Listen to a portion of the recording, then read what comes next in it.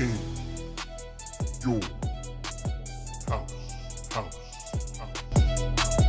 In your house, house, house, house. In your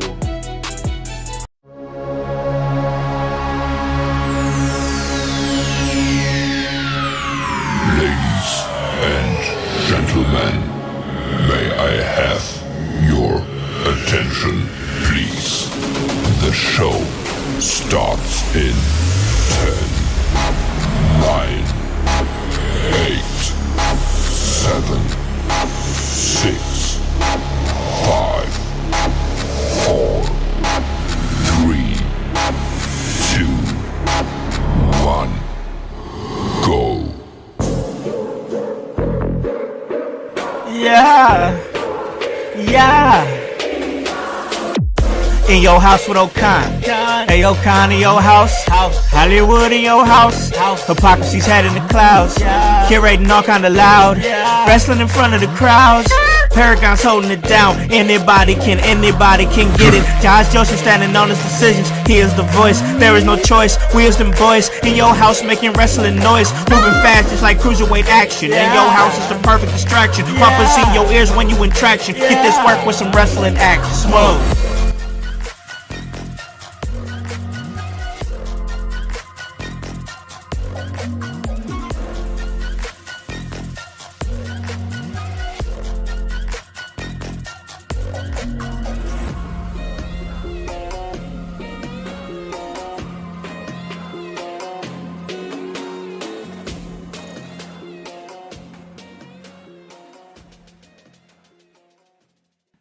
What is up, guys? What is cracking? It's the Con Man, and I am in your house. And you guys already know the vibes. Anytime we slide on through, we're here to give you that work.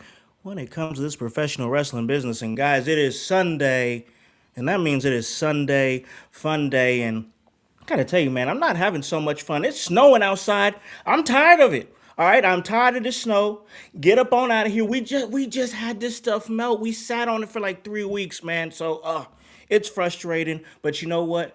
I just chilled out on my Saturday night and I vibed and I watched some professional wrestling. I did the same thing on Friday, and we are on the road to WrestleMania, ladies and gentlemen. And on that road is a little roadblock called Elimination Chamber. We're going to talk about that and so much more. But before I do, I got to do my due diligence and bring on my guys who talk to me about professional wrestling each and every week. And man, I got to give it up to my guy here. He does his thing over there on the social media side of things. He's coming in and joining us on a Sunday. That's Bryce Short. What is up, brother, man? You're muted, What's up? Bryce. What's up, guys? My bad. I had some audio issues when we were getting started, but glad to be here this Sunday. Glad to talk some wrestling with you guys and hang out once again. And You were fired. Get this guy out of here. hey, man. New to this, but I'm gonna be true to this. So I'm about to be in y'all house. Right on, man. Right on, man. We're gonna talk some Elimination Chamber, and the man behind, what you just heard there. That is the producer of the show on Wednesdays. He's the educator of Extreme, where we do the rivalry series. But every day, he's the voice, Josh Joseph. What is up, brother, man? How goes it, house? How goes it, household? What are you doing? If you're a Chaos Goblin, we're sure as hell glad you're here. And if you're a fan of Bryce, well, you woke up on the wrong side of the bed. He's already muted, trying to talk into technology that doesn't work. If you don't, we've been fucking with Bryce. He's one of the newest guys. He's a young boy. I'll steal your Wi-Fi. I'll steal your Wi-Fi right now. You can steal the Wi-Fi. He will do that. Okay, he will do that. Figured this out, fans. But I am so glad to be here on another Sunday house party. Can't wait to talk some wrestling and talk to our guest. Howse, how have you been, my friend? Bro, I have been good, all right. And I got to tell you, I've been looking forward to this episode all week long. Most definitely. I've been kind of vibing, bro. I just I started, I don't know why, I went into one of my hyper fixations and I started playing Skyrim again. So I started playing the Elder Scrolls, bro. Come on, right over here, Oh, I Skyrim, love bro. it, but it's so Great game. draining. Bro, all right, I played it for 3 straight weeks. for like an hour every night. And I was Yep. like, bro, I'm too deep to go back now because usually I'll be like, all right, I didn't play this for like 3 weeks. Now on to the next game. You know, that new hot game's out. But I'm like, no, I'm about to do this thing. I ain't never beat Skyrim. Finally did it. Finally knocked it out. Put it behind me. Now I'm working on Diablo 4. But I've been doing that. I've been watching some wrestling. I got my workout in today. It was great. And like I said, I woke up on a high note today because I knew we was gonna do the show, because I knew we was gonna do this episode, because I knew we was gonna have on this guest. And man, this guest here, I'm quite familiar with this guest. I know this guy. This is a guy that I know. This is a guy that, creatively has helped contribute to what you see here.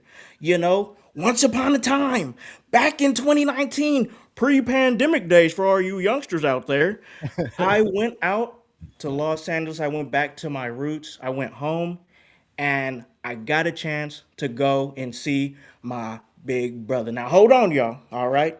Because I got to bring it in right. I got to do it right. We was up until like 3 or 4 o'clock in the morning.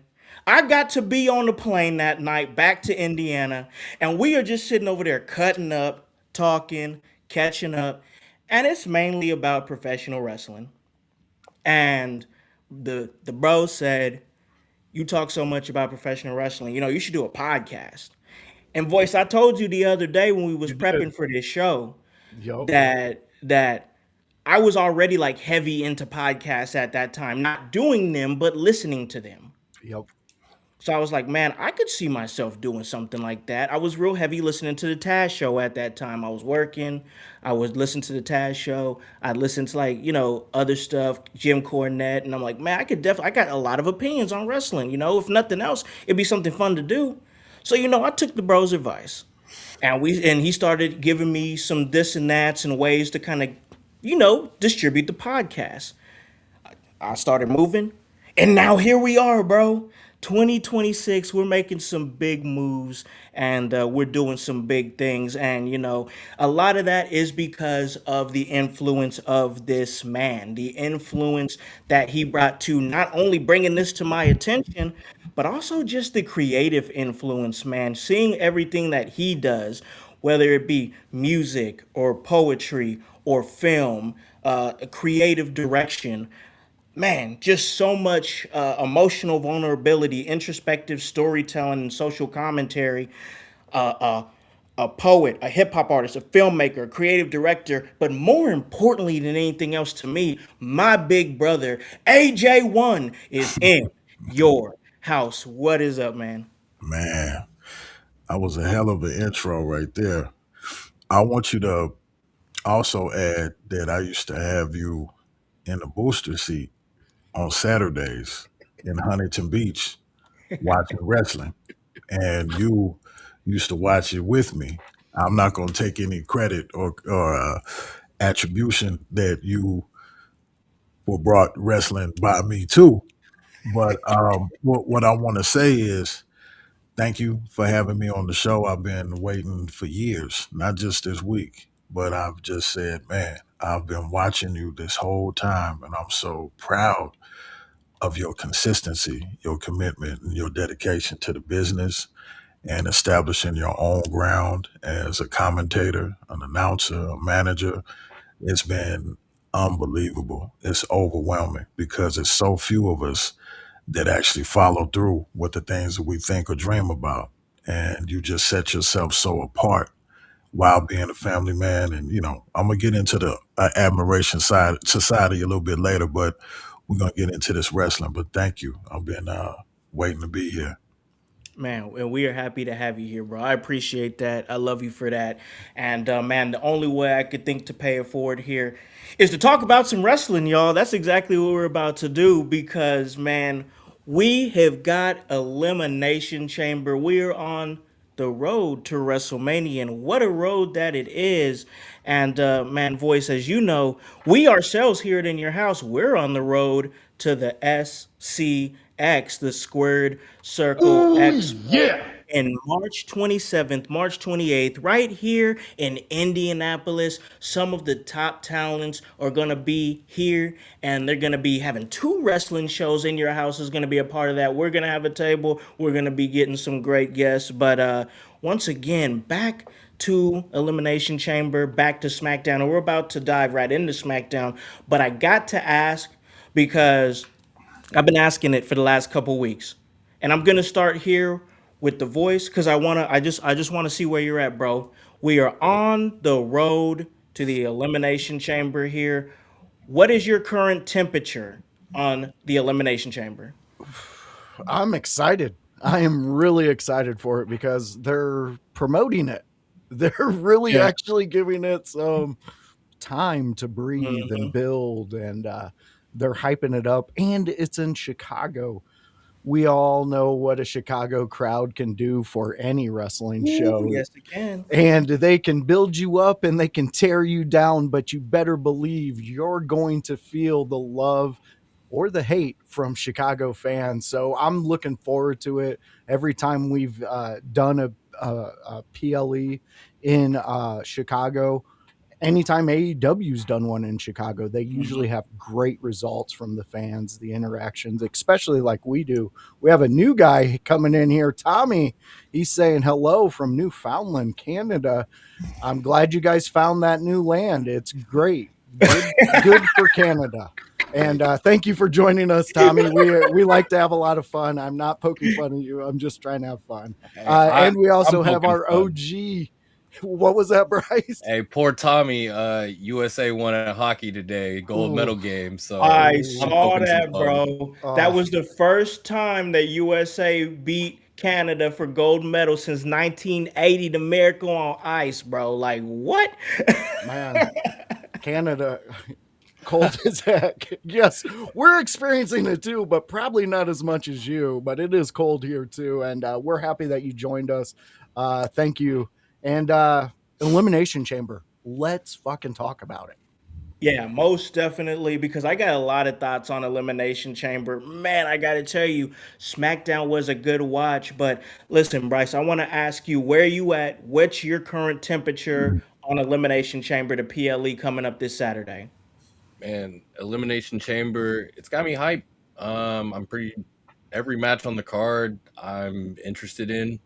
I mean, it's only four, but it's the spice that we've gotten a little bit from every match. We don't completely know what we're getting from, say, our title matches with, how's Finn going to come on at the PLE? Are we going to Hmm. get that crazy moment? Uh, Becky and AJ Lee, like AJ Lee was something I wasn't super invested in when she came back, but like, it's the Chicago moment that you're going to build to potentially of her and Punk holding both those belts at the end of the night.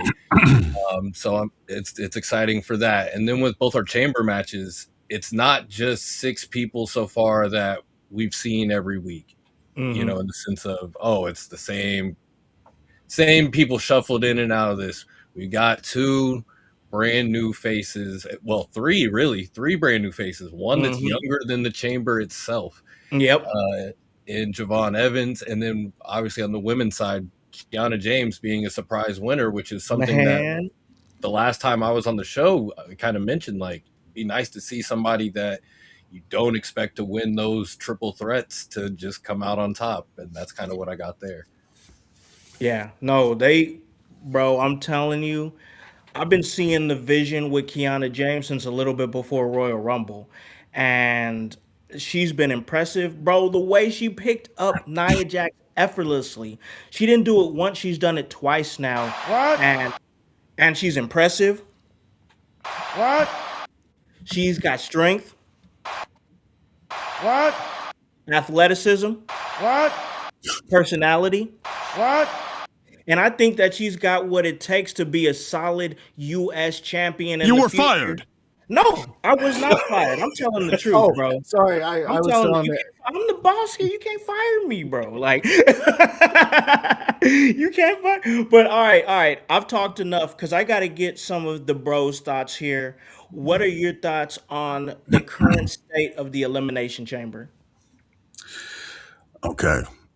What I'm going to do is tell you the truth. I've been watching every week and just kind of,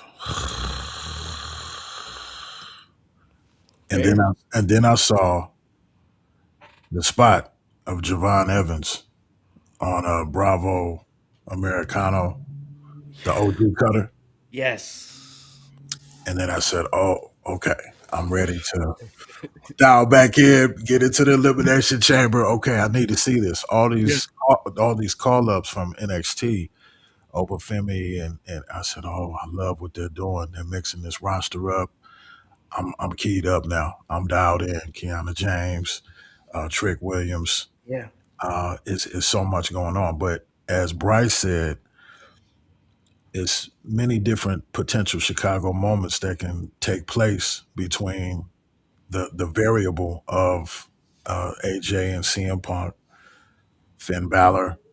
I'm waiting to see. We just don't know. We don't know what's going to happen with this Finn Balor because it can go either way. There's a whole. Mhm. I'm sure we're going to talk about that a little bit later, but I'm very excited about the Elimination Chamber. And like Bryce again, I wasn't invested in the Becky AJ um, rivalry. I wasn't into it, but then there's potentiality with the moments that can come from this Elimination Chamber. So I'll definitely be invested in that.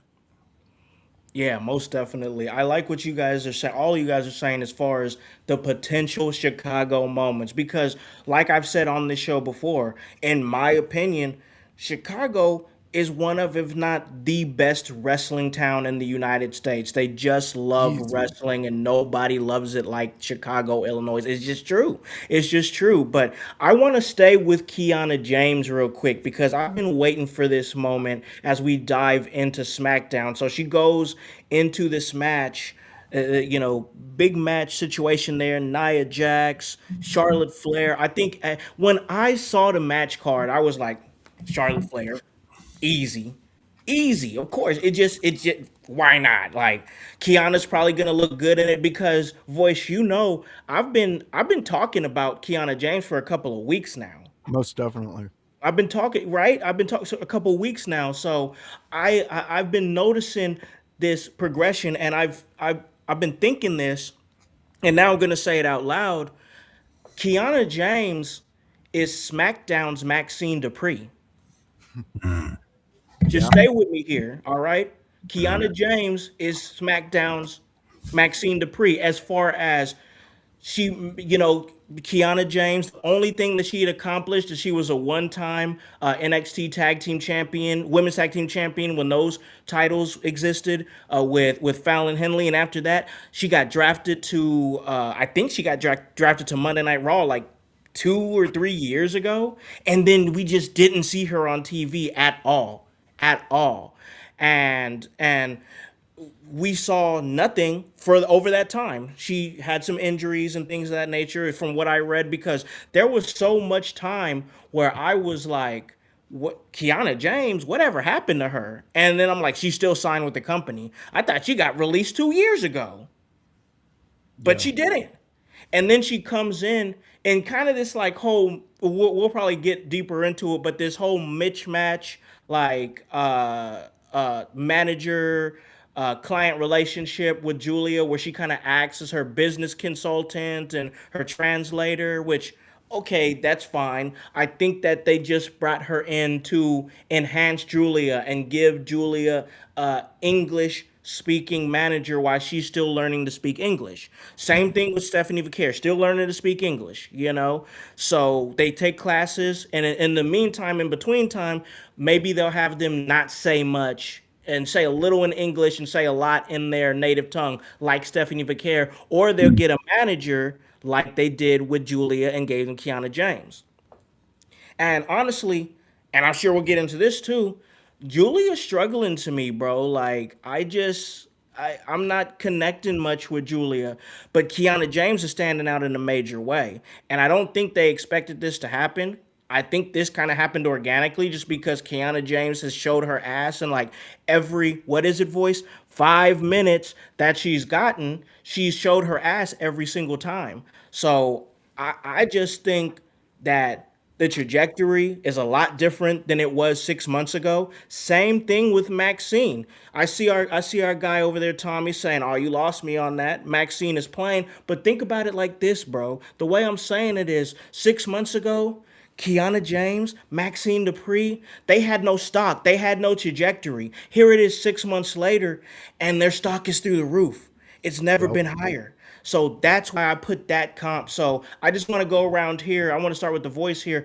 Where are you at currently with the build of Kiana James? I love it.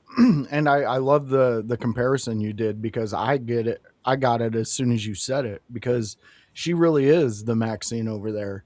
And it's not a knock or anything like that, because here in the next few months we're going to be talking about the next up and comer being more like Kiana. You know, Yep. that's the role that happens with these dice.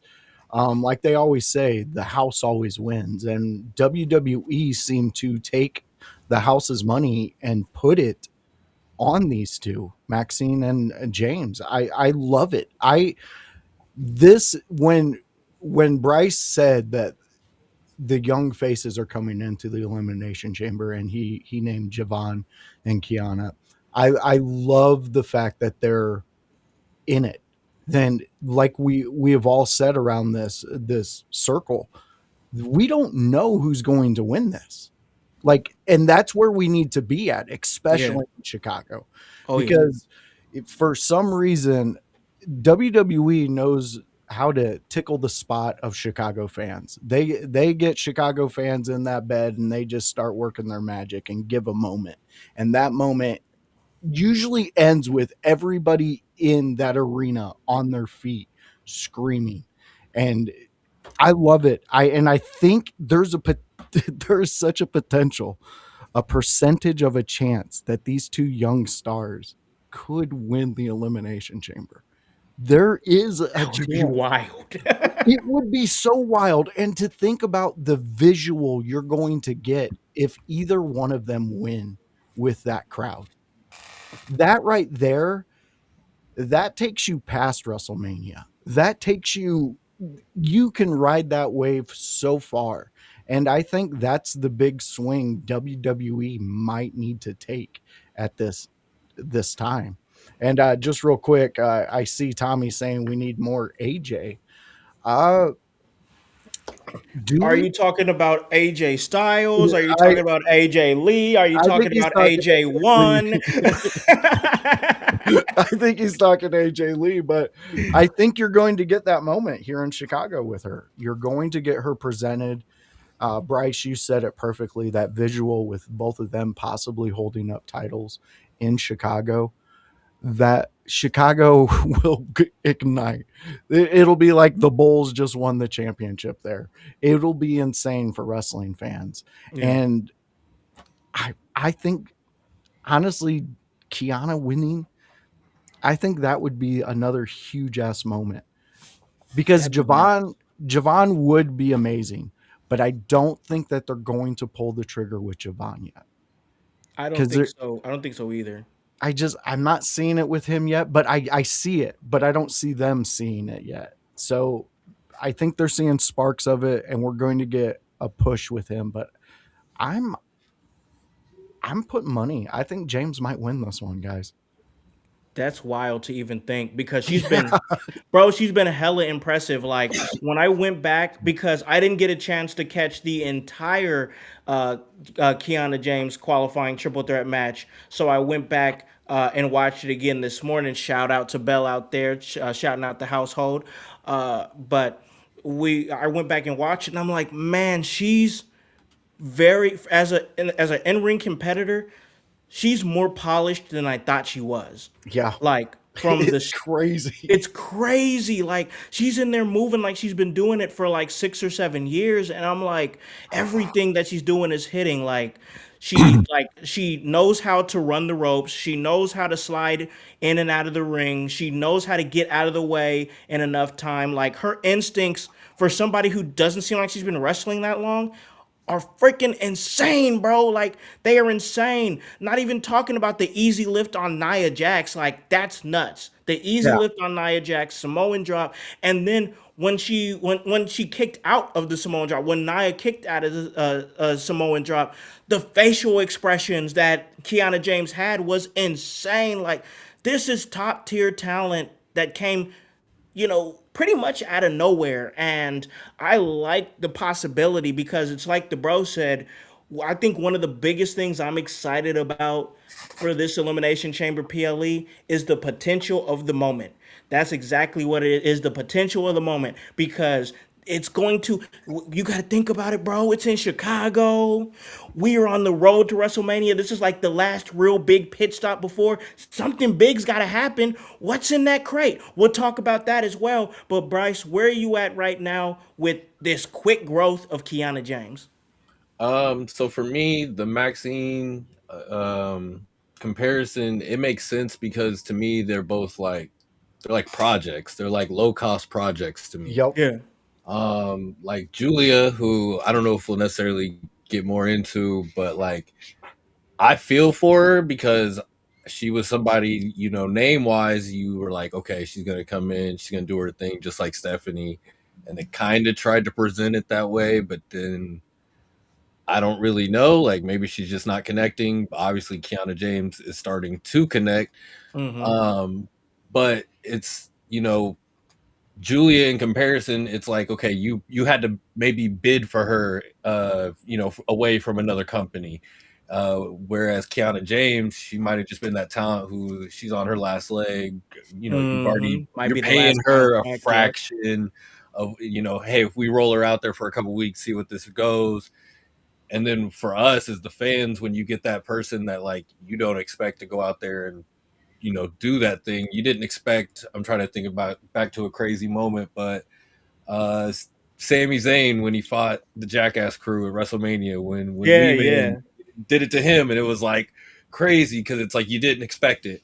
Yeah. So when Kiana James is doing that to Nia Jax, you don't expect it. So then it becomes a thing.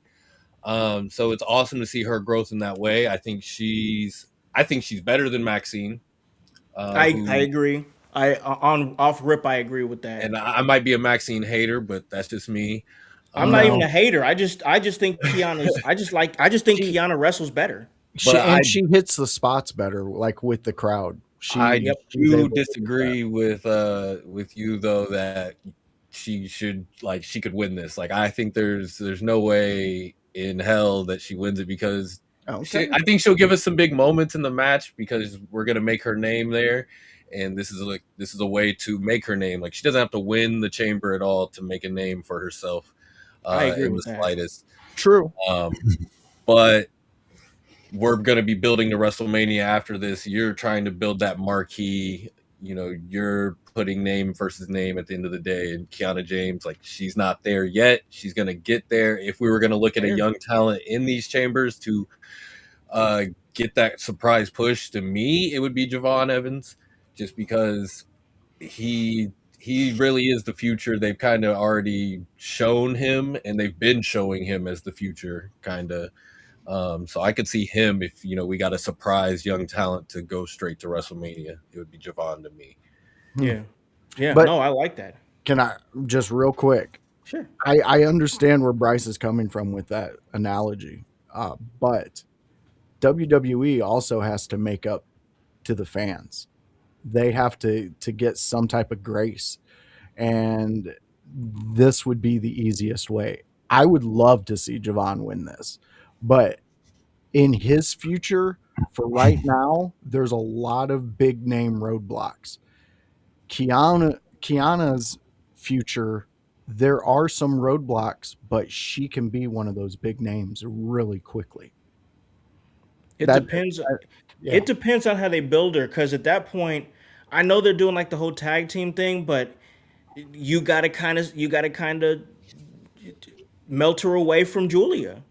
She's True. got to be on her own. She's got to be a standalone talent all on her own. She can't be looked at as Julia's business consultant anymore. She's got to be Kiana James. She uses her head. Like you notice she was doing that. In her matches. Like obviously, I think her gimmick is going to be that she's a college educated, smart wrestler who makes smart moves. Look at the way she pinned Charlotte Flair. That was pretty damn smart. That was pretty intelligent. So, I just think that there is a lot of potential for her to be a bigger name. We'll see how it goes for sure. But I think that the way I see it, before I get to the bro here, the way I see it is Kiana James is like, if we're putting it in like basketball terms, you got like your starting veteran point guard. Maybe he's injured. He's out half the season. And then you've got like the backup second round kid that you got in the draft. It's just like, whatever. But like maybe he could ride it out for the time while the vet is out. And then you're looking up. You're looking up like 2 months later, and this kid that you expected nothing out of is averaging 22 points a game and 7 assists and 5 rebounds. You know what I'm saying? And you're like, whoa, what the hell? So you're getting like major production out of somebody that you expected nothing from. That's on a very low contract, low risk. That's how it is. That's how I see it right now with Kiana It's James. Moneyball. Yeah, man. Like it's somebody who you didn't expect to produce like that, and you're getting them on a very, very low Now contract, they're in the low risk. playoffs. Now you in the playoffs. All right, Yeah. bro. What you thinking? Any thoughts on the small sample sizes that we've got on Kiana James?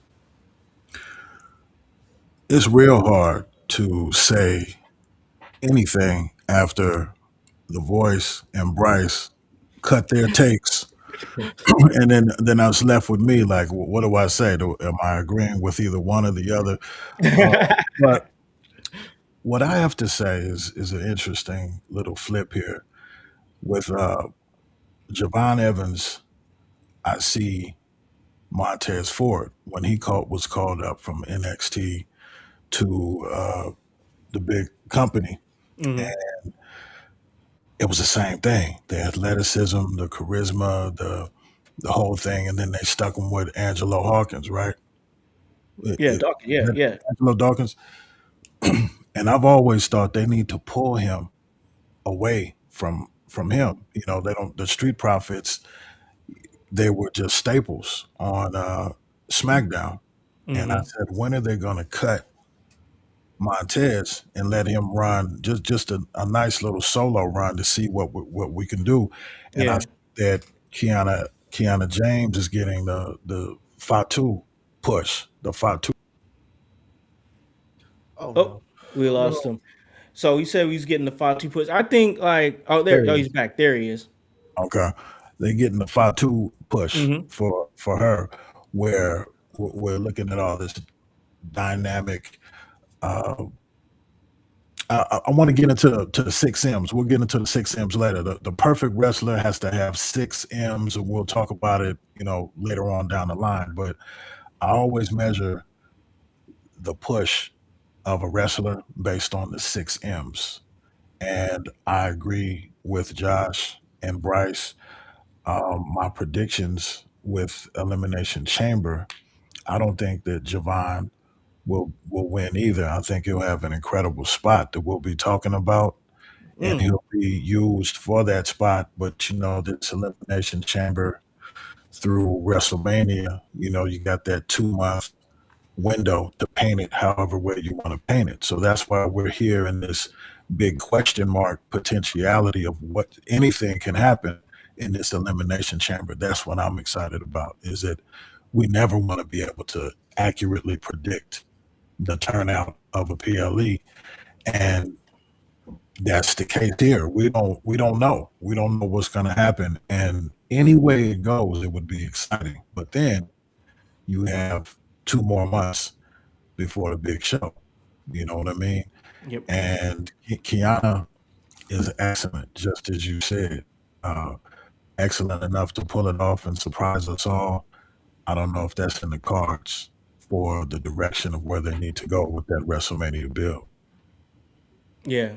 Yeah, I so once again, we'll hold those thoughts because on the other side of this show, on the second segment, we're gonna give our elimination chamber prediction. So that's gonna be a heavy part of the show. I'm excited for that. So we're gonna hold that thought on that. But let's jump real quick over to Trick Williams, who also qualified for the elimination chamber. Man, this dude, the pops that he's getting is crazy. He's feeling like a big star. So like once again, we're gonna hold our predictions and whatnot, but Trick Williams qualified for the elimination chamber. I think that's great for him. I wasn't sure where they were gonna go. I was like, if they want to play safe, they could go Damian Priest, and I thought that's what they were gonna do. But Mhm. they played a little dangerous and went with Trick Williams, and I like that voice. Trick Williams qualifies for the elimination chamber. What you think? I say, why the fuck is no shoe company out there making lemon pepper steppers right now? I know House, you're saying, oh, they gotta wait to see what happens. Gotta give No, it time. you don't. You know how many shoe companies are out there? Someone needs to catch on and do some for this young man because he is capturing this wrestling audience by the short hairs and just taking him wherever the hell he wants to go. And I love Yeah. it because this is exactly what we were talking about a year ago. Mm-hmm. A year ago, my friend, Yep. we have been talking Mello. We said, hey, Mello needs to come in and he just needs to be himself. Yep. Let's let Mello be Mello because that's how Mello's going to get over with this crowd. They did it with Trick though, and that's what I love. Maybe I have a feeling Trick is just a guy who knows who he is when he Mm-hmm. steps in front of a camera. He just has it. He knows it, and in this day and age, the fact that WWE as a whole, the guys who make all the decisions are saying, run with it, run with it, run with it. They see something. Trick is doing fantastic. I love the fact that he's getting the flowers when it's appropriate. It's no one's sitting back and saying, oh, why hasn't he been this yet? Why hasn't he been that yet? No, we're just sitting back and enjoying the roller coaster ride, and it's about to go through the loopity loop, and we're all going to scream, and it's going to be a fun time. It's going to be a moment in Chicago, and I cannot fucking wait for it. Yeah. No, you're absolutely right, man. I'm excited for it because Trick has been getting big, huge pops, bro. He's been getting big, massive pops. What do you think Chicago's gonna do? They're going to blow it up. The whole freaking roof is gonna be off the place, bro. When they start hitting this music, bro, and everybody's like, "Whoop, that Trick." Yeah, Whoop. It's going to be a moment, no matter what happens on Saturday, February 28th. I think Trick Williams comes out a winner no matter what happens. Because easily. that dude, his trajectory is just gonna keep on going exactly where it's at. Whatever he does at WrestleMania is going to catch people's eye. People were gonna be like, yo, I don't know what Trick is. Are we gonna do Trick versus Mello for the US title at WrestleMania? I'd watch it. That'd be dope. Like, let's do it. Like, I'm here for that, bro. But until then, Bryce, Trick Williams qualified for the Elimination Chamber. Where you at with Trick? Man, Trick, he's just a throwback to when I was growing up. Like, Man. it's just watching the trash talk of yesteryear in a sense. I mean, the only other guy who delivers consistent trash talk that doesn't sound like he's, constantly just reading from a script or anything, in my opinion, is probably like LA Knight. These are the two guys that just come out, and it just seems like, oh, just give me a mic, and I'm just gonna kind of grill into whoever, get the pop, and people are gonna, sing my song, do my chant, and I'm over. Trick Willie, you know, he's just a throwback to the Attitude Era, and Yeah, he is. it's it's like watching, because nowadays everybody does their 450s. Everybody's Mm. crazy athletic and doing, and it's not saying he's not athletic, but it's like when you get a traditional big man in the NBA today, when everybody's just shooting threes. Like, he's just something that it's a little different, but in a very good way, and you can tell he's really good at doing it. Like he usually, the mismatch of eras, it doesn't fit, but he fits in perfectly. I think people aren't worried about, why he doesn't have a title shot yet, because we know it's gonna come. Like, this guy's so over, we know it's gonna happen. It's really nothing to sit here and stress about. And yeah, I mean, when he shows up in Chicago, I'm probably going to be able to hear people saying, "Whoop that trick from my house." So, I'm excited for him, and then I can't wait to see what his road to WrestleMania is this year. So, uh, I wouldn't be completely shocked if he got a chance to win this, but you know, Trick Willie, man, he's gonna make a moment no matter where he's at with them lemon pepper steppers. Oh Man, yeah. for real, man. The bro is all about moments, bro. I love what he's doing. He's got some heat behind him, man. He's really got some heat behind him. Whatever he does at WrestleMania is gonna hit. But I want to see what the bro thinks about Trick Williams. I'm excited for this one. Where are you at with Trick Williams and his trajectory? Watching it from your point of view. When you get heat on SmackDown, when you're not even in the building and they're saying whoop that trick there, that's all you need. Yeah, That's all you need to know from me. He does. He has those 6 M's that we'll be talking about later. It's really important. I've been watching this thing since the Golden era. So you talking to me when you say he's a throwback to the ruthless aggression and attitude. No, you said attitude era. yeah. He is a combination of a lot of my memory of the best that I remember in wrestling. So, to call him a Booker T 5.0, it's not it's not doing him justice. He's a different he's a different cat. And I love the push that he's getting. I love the pop he's getting. I love the heat he's getting on Raw. And because I remember watching it with my son, and I said, "Is Trick here?" And he said, "No." He said, "That just all still whoop that Trick in the audience because of all those walkouts."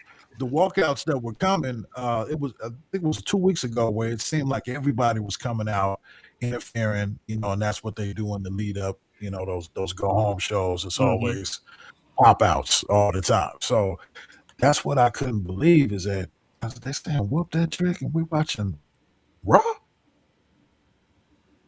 That's your answer right there. That dude he's the truth. Can't wait to see what he has to bring, and if he's gonna have a big run. Man, it's just so much stuff I have to talk about, man. Let's get to the next subject. Come on, let's go. Yeah, yeah, no doubt, no doubt. Come on, I'm man. with it, I'm man. proud of I'm with it. It's like, all right, so we got to talk about these Cody crash outs, man, because I think that from what I'm seeing, Cody is looking more and more like the villain, man. And I've been seeing stuff on the internet because voice. We got to go on X, we got to go on the places and whatnot, and kind of gauge what the people who are watching outside of us are thinking. We got to form our own opinions, but we got to see what people are talking about too. And there's more and more people saying that Cody is shady, bro. Like, this is a whole Homelander gimmick, bro. I can see it. I think that and you got to think about it. Cody knows how to tell you a story. Nobody, there's not many that can tell you a story like Cody. Like, I know everybody's like, oh, he's vanilla right now. He's just being the next John Cena or the next Hulk Hogan, and he's not innovative or interesting. Just wait till Cody gets a chance to tell some other stories besides what he's doing. Right now, he's kissing babies and signing autographs and stuff. But when Cody gets a chance to get into his bag, I believe you're going to see a different side of Cody. And I think we're seeing just little Easter eggs here and there that Cody's low key a bastard. I'm just saying, bro. Like, I think Cody is low key a bastard because he sat up there and just dressed down Sami Zayn. Sami Zayn saying, "Yo, what was that? You took advantage." And he was like, Cody's reason was solid. He was like, "Hey, I was trying to, dip up in things that wasn't my business, and I lost the title because of it." because I was fooling around with Jacob Fatu. I lost the title to Drew McIntyre. Now I'm gonna do anything. But that's the problem with you, Sami. You're not willing to do anything to be champion. And Sami's going through this. I don't know what they're building towards with Sami, because I still don't think he's gonna fight for the Undisputed Championship at WrestleMania or anytime soon for that matter. So the build is just gonna keep coming. But I want to ask you, Voice, first off, First off, where you at with Drew McIntyre's title reign, and where you at with Cody as of right now? Drew, he's doing exactly what I was hoping they would do with him. He's regained my interest. I like what they're doing with Drew McIntyre. That, I can't say anything else on top of that because he's proven me wrong. So, congratulations to him. I love where he's at. Cody, on the other hand, he is becoming Martha Stewart when she got busted for tax evasion. Now follow me on this. So we're What? all looking at Martha. What? She's out there making delicious meals. She's going on talk shows, being the darling. And then when the cameras go off, Martha's like, "What the fuck you say? Oh, they're gonna do something. I better move my money, right? Okay." And then cops show up, and she's like, "Whoa, whoa, whoa! I was just basting a turkey." That's what we get with Cody. He's always trying to be the nice guy, and then all of a sudden, after fans have gotten around and been like, "Yo, when the fuck's Cody gonna turn on somebody or be like, hey, buddy, maybe I'm not gonna shake your hand because you're a shifty fella." He never does it, but now he's here, so I feel that we're getting the Cody change. I think we're gonna get heel Cody, and as the grandson of a plumber, you gotta love that when it goes heel because a Rhodes being heel makes money. I don't care what Rhodes it is. You put them in the heel role, and they're gonna make you money. So I'm looking forward to it. I hope they actually do a heel run, and don't have sympathy for Sami. He's the redheaded stepchild. No one likes that one. That you let that one go and do whatever the hell it's going to do. It calls you up for bail. You say, "Who are you? What? No, bye." That's what happens with the redheaded stepchild. Oh God, Sami Zayn, his story, man, is wild right now. He is wild. That dude's everywhere and not winning a damn thing. I'm not gonna disrespect Sami Uso, bro. Oh, I did, and I will. Oh my God, Sammy's story is wild because I don't see him. I don't see the payoff, bro. Like, I'm sorry, Drew McIntyre and Sami Zayn at WrestleMania. Nope, nopey, nope, nope, nope. Not Yeah. buying it. Not buying But it, there's bro. something else that you can do with Sammy. I don't know what it is, but there's going to be something to where he can regain that moment to where we see him in the main events. Yeah, yeah. It's gonna take time, man, because it's not A built. lot. Yeah, it's not built where it needs to be at right now. Bryce, Drew's title reign. This dude is wild. Like, I literally put in the description of this show that Drew McIntyre is a menace as champion. Like, he's just taking out all his. He's taking out all his opponents and whatnot before they even have a chance to get to him.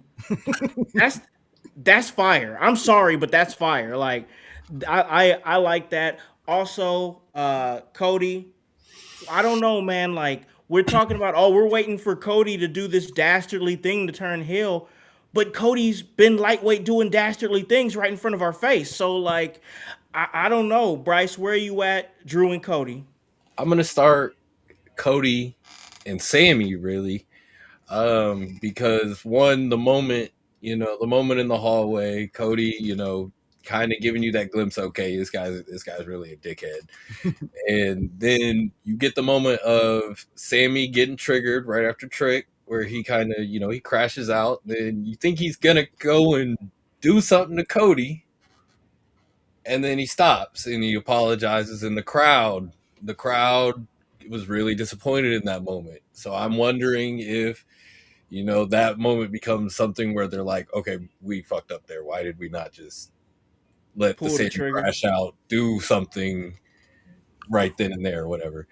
But that also would upset me because, like we were just talking about Cody, I mean, I think at this point, Cody's been due to not be vanilla babyface, kiss all the babies. Like, he does that in public. We want the dirty to kind of become a little more public. We want him to be the heel.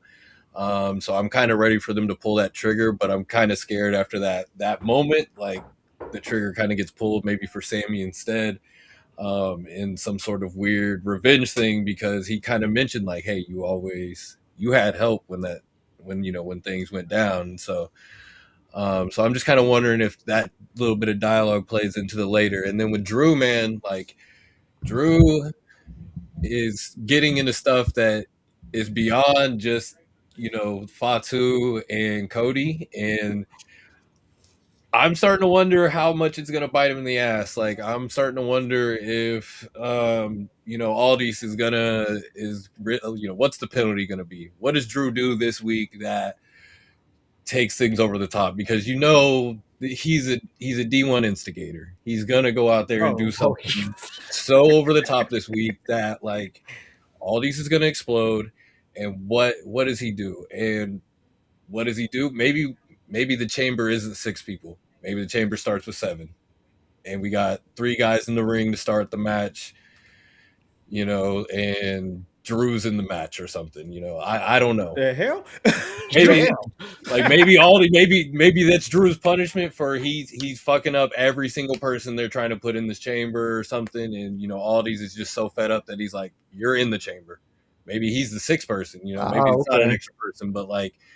Maybe we just force Drew. The title just be on the line in the chamber? Yeah. Maybe because he's out here punking everybody. He's trying to, stick his nose in things that were beyond just Cody and Fatu, where maybe Aldis is so fed up and he's telling him, hey, I got power. I can do something to you. And Drew kind of, Drew's going to come back next week and he's got to, let me see what it is then, so. I'm interested to see in what that is and what Aldis kind of does to Drew, and obviously what kind of crazy shenanigans Drew pulls next week. Who's he going to piss off next? Who's Cheerios? Who can he piss in before the show? No doubt. All right. So, like I said, there's a lot of things moving with Drew in terms of his title reign that I'm liking right now.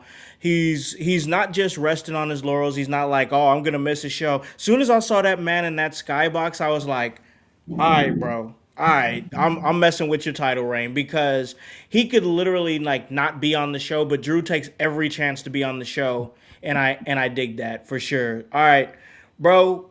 Drew McIntyre, he's the champion, WWE Undisputed Champion. Cody's not the champion anymore, but he kind of doing some dirty stuff, man. I want to ask, what are your thoughts on them? And I do, before we go to break here, because after this we're gonna go to break.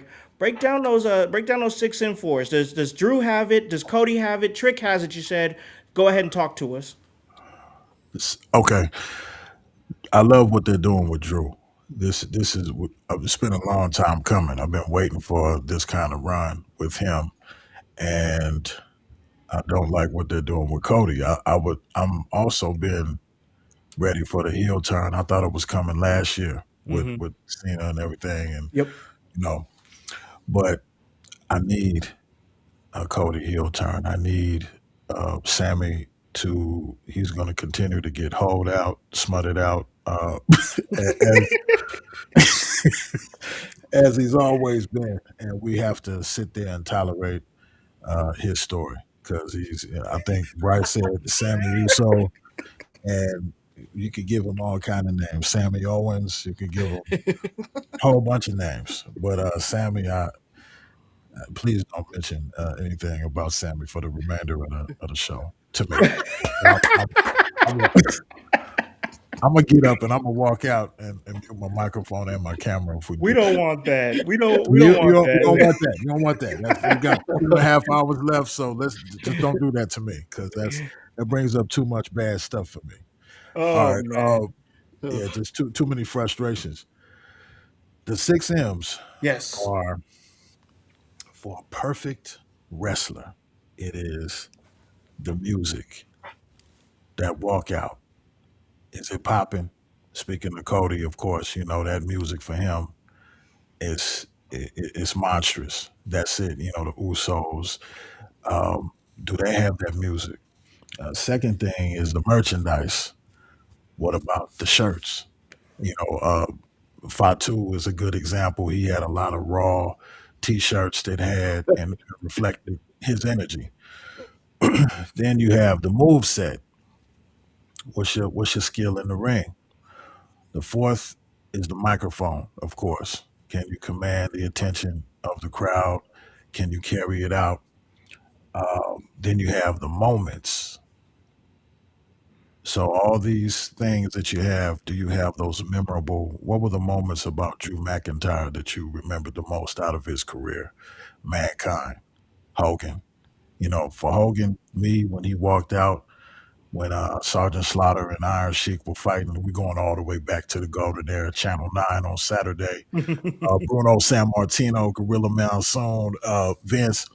That time I cried, when Hulk Hogan came out because he no longer had Eye of the Tiger. It was I am a real. This is what his new music had come out. Like we had Undertaker with when he was American Badass, right?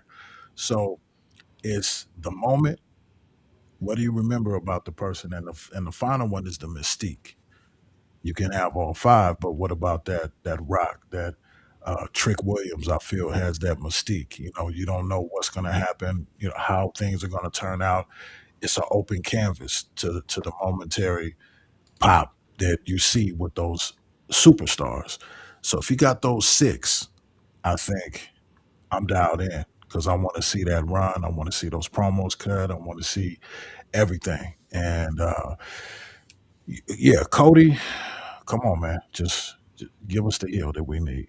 And then Drew, whatever he has coming, I'm with it because since 3MB, I'm like, this dude, did he get on the Jinder Mahal diet? How did he just go from being the skinny, hairless, little guy with the slate Heath Slater and all that, and Yeah. then he just came in just huff, ready Yeah. with the whole. So I need to see him run at least a year or two. It'll never be a Gunter run, because we know Gunter.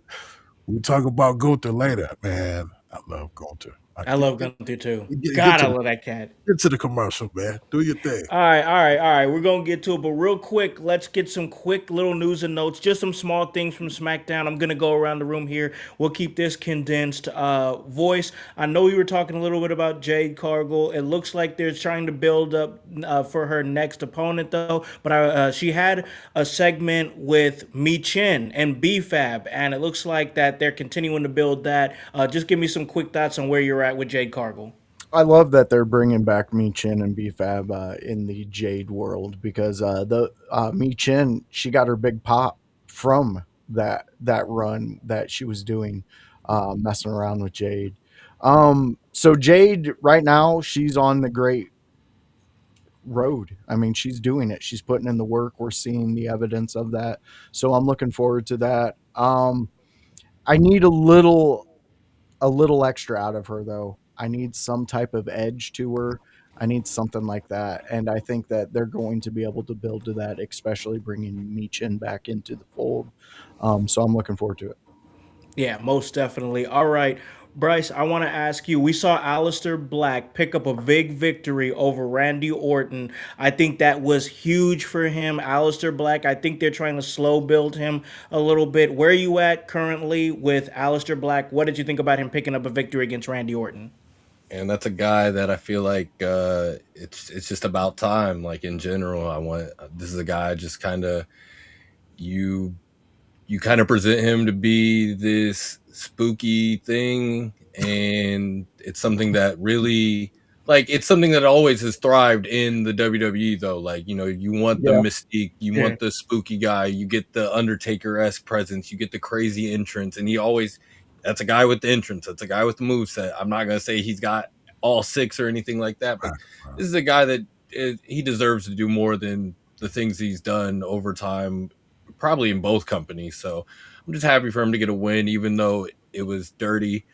Win's a win. Yeah, the win's a win. Yep. So Most definitely. All right, we're gonna keep this thing rolling here because we had, honestly, I thought a fun little segment with Obafemi and Kit Wilson and the little poetry segment. He's like from one feminist to another Obafeminist. Like I liked it, and then Obafemi just goes on to completely destroy him. Bro, where are you at? What do you think about Kit Wilson and what he does? But also, more importantly, what are your thoughts on Obafemi?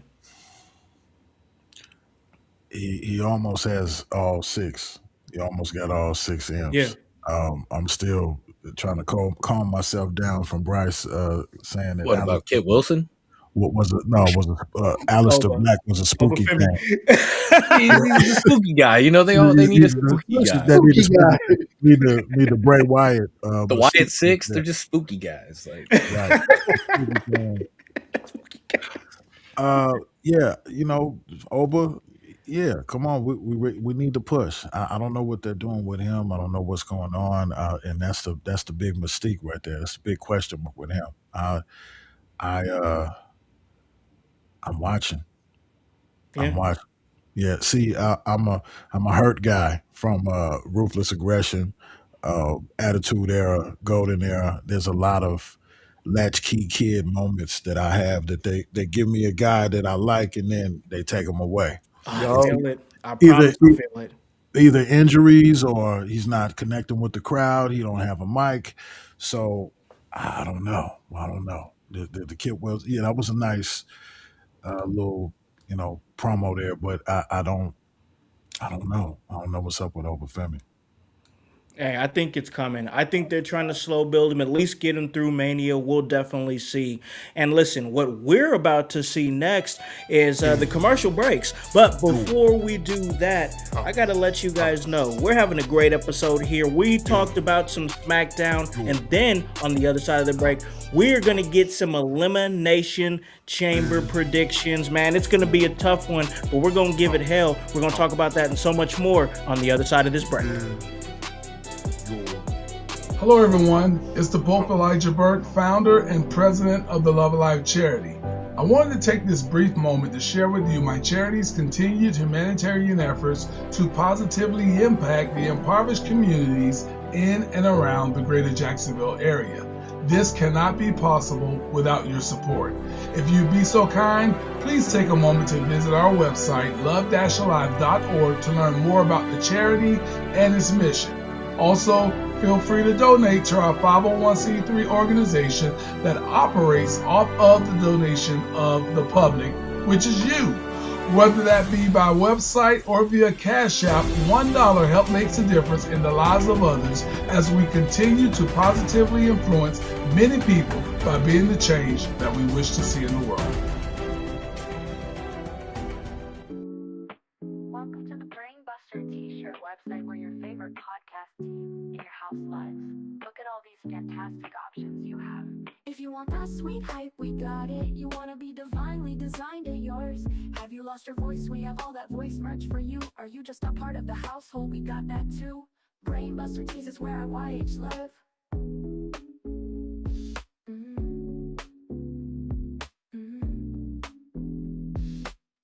Brainbuster tees is where I YH live.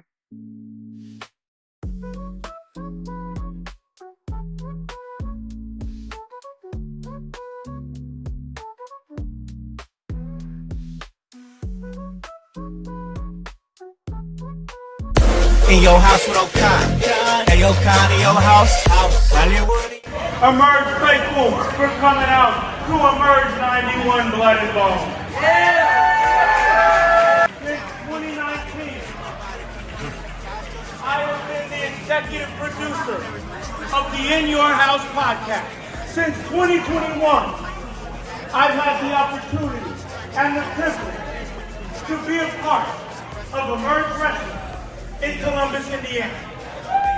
The honor and the privilege to tell all of you, right here in the middle of this ring, that Emerge Wrestling, in collaboration with the In Your House Network, will be at the Squared Circle Expo this March in Indianapolis. Indianapolis, Emerge Wrestling in your house. We'll see you in March.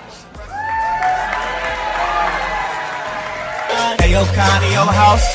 Hollywood, in your house.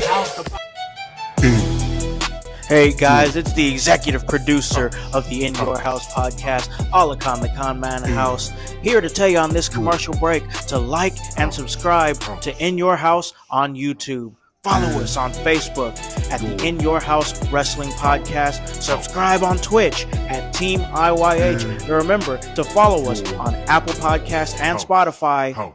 And leave a review and 5-star rating. We thank you for your continued support. It all helps for us to stay charted and continue to give you that work. Hey guys, welcome back to In Your House. It's the Sunday house party. I'm kicking it with the producer of the show, The Voice, Josh Joseph, social media manager, Bryce York, and our great guest, my brother, AJ Wone. We talked about a little bit of Smackdown, and we're about to get into our Elimination Chamber predictions. And listen, y'all, I got a chance to get back in the gym this morning, get that little pump in and get it done, you know what I'm saying, and make sure that I got it in there so that way I can be stronger, and that way you can step into the ring with the game. And I went in there and I did my thing, and went out there, and right before the show I had to go out and I had to help out with some groceries. And you know, when you, especially like, it was only like a half hour before the show, and I had to go out there and I had to grab like a bunch in one arm, a bunch in the other arm. Like I need to get one trip done with all these groceries so I can get in the studio. And you know what? I don't think I would have had the strength to get all the groceries if it wasn't for Goalie Nutrition. That's Goalie Gummies. Goalie giving me the strength to get in all the groceries in the house in one trip. And you can check out Goalie.com and check out the apple cider vinegar gummies for energy, the ashwagandha gummies to be able to restore after a workout, and of course the matcha mind gummies to help you focus. I know I pop a couple of them right before I edit a podcast, and I'm able to lock right on in, and you guys can get your wellness journey going too. All you got to do is go to Goalie.com and we can help you out. You can put in promo code IYH. You can get a 10% discount. Get that journey started and let them know that In Your House sent you, and check out everything we're doing on Facebook Live, on YouTube, on Twitch, on X, and then on demand on the audio version on Apple Podcasts and Spotify. So we're going to continue here as we are continuing the Sunday House Party, the content creator series with my brother, AJ Wone. And we got to get to some Elimination Chamber predictions here. So now, all right, I do understand that we still have one more set of qualifying matches left for the men and the women. We'll definitely get into that, and I'll get those names in front of me. But before we do that, I'm going to go ahead and switch it around. We're going to start with the bro here. Who do you think is going to win this match? It is for the WWE Women's Intercontinental Championship match. Champion Becky Lynch goes up against AJ Lee. Who do you got? AJ Lee. Ooh, okay. I have AJ Lee going for the moment. I'm going for the moment. I think last week watching a promo between them, it was scary. I know all of you know what I'm talking about, but I just said, come on, let's let AJ just touch it for a little bit. Just let AJ touch it for a little bit and be there. But I have another prediction that we'll talk about once we roll around, because it doesn't fit with my prediction of AJ Lee. But with Becky, I don't know how it looks moving forward. I'd like AJ Lee to hold it for about 30 minutes. Okay. All right. Just for the moment. Right. I get it. Literally just for the moment. I got you. All right. Bryce, what are you thinking, man? AJ Lee, Becky Lynch, women's IC title. Who you got? Man, so I put kind of everything in my notes before the show. And first thing in my notes, before I get into this prediction, I just want to say, back to those spooky guys, fuck the Wyatt Six. Oh, here we go. Right? Fuck Wyatt Six. That was my number one note on the show, was I just needed to get that out of the way. So I'm just done with them. I really don't care about them. I'm glad they're not in anything at the chamber. No Sami for me. No Wyatt Six for you. Yeah, get them out of here, bro. Yeah, understand it. The whole group. Fire them all. Everybody. So anyways, IC title match. So where I feel like bro over here where like there is something in my heart that like I don't want to happen. So like what I wrote down is the winner's going to be AJ Lee. We're going to get the moment. The winner's going to be AJ Lee. That's it. I mean, I don't think there's really any question. I don't think unless Becky gets some crazy shenanigans and then what we're leading to WrestleMania with it, which Right. if Try to that's hold what it off that long. happens, hey, my other prediction in my heart might come true. Um, but that's just where I am with it. AJ Lee's gonna win. Yeah, I feel like there's a lot of different directions you can go with it. I'm saving my thoughts, of course. Voice, where you at, man? AJ Lee, Becky Lynch, women's IC title. It's in Chicago, Elimination Chamber. Who do you got? It's about moments. They're creating moments. I'm in agreement with everybody. I think they go with AJ, but then I think, that sets up the big feud for Mania. Becky gets it back. Hmm. Because honestly, you don't want the IC title off Becky. Becky has done so much work with it and she's brought such prestige to it Hmm. that it's kind of like a Flair moment. You kind of have to keep it on her at Yeah. some point. You can juggle it around and things like that. But when it comes to switching it over to somebody else, Becky Lynch is the name you want going against them because she brings so much power to that title. So I'm in agreement with everybody. I think they do give it to AJ. I wish we seen more work out of AJ, but we're here. Yeah, yeah, that's exactly where I'm at, bro. Like, I got no reason to zag on this. It's I say AJ Lee is gonna win this thing, and then maybe hold it up until WrestleMania. And I don't know if they're going to do a AJ Lee and Becky Lynch rematch 1-on-1 at the title, or if they maybe do like a 6-woman ladder match for the Yeah. women's IC title. They've done something like that in the past for the men's IC title at WrestleMania. So maybe they do that with the women, and maybe that's just a good way to transition it off of AJ Lee and completely give it to somebody else and completely give it a different direction. But if that's not where you're going, I think at WrestleMania it's got to go back to Becky Lynch, because Becky Lynch has proven that she's going to be there. Becky Lynch has proven that she knows how to get people talking about her, and that's not the proof that we've seen with AJ Lee in the time that she's been back. Voice, you remember the time when she returned. I remember the time that she returned. We all remember it. It was late last year. And everybody rejoiced. It was one of the biggest returns in wrestling. And what followed that is one of the most disappointing runs following a return. We expected her to be on the show. We expected her to cut promos. We expected her to build feuds. We expected her to enhance other talent. We didn't see any of that. She came back in what? September, October? It's the end of February. Yeah. So, once again, and it is what it is. I was happy to see AJ Lee come back. I was happy for it. I thought that she was going to be a great addition to an already stacked and amazing women's division that we talk about each and every week. But right now, it really just seems like where we're at right now, it's just AJ Light. And it really makes me think, and I hope she proves me wrong, but it really makes me think maybe the only reason that she was as hot as she was back in 2013, 2014 is because there was nobody else. There was nobody else. Now there's everybody. It's a I could go, discussion. bro. I could go into the women's WWE locker room right now and point out 5 or 6 WrestleMania main eventers.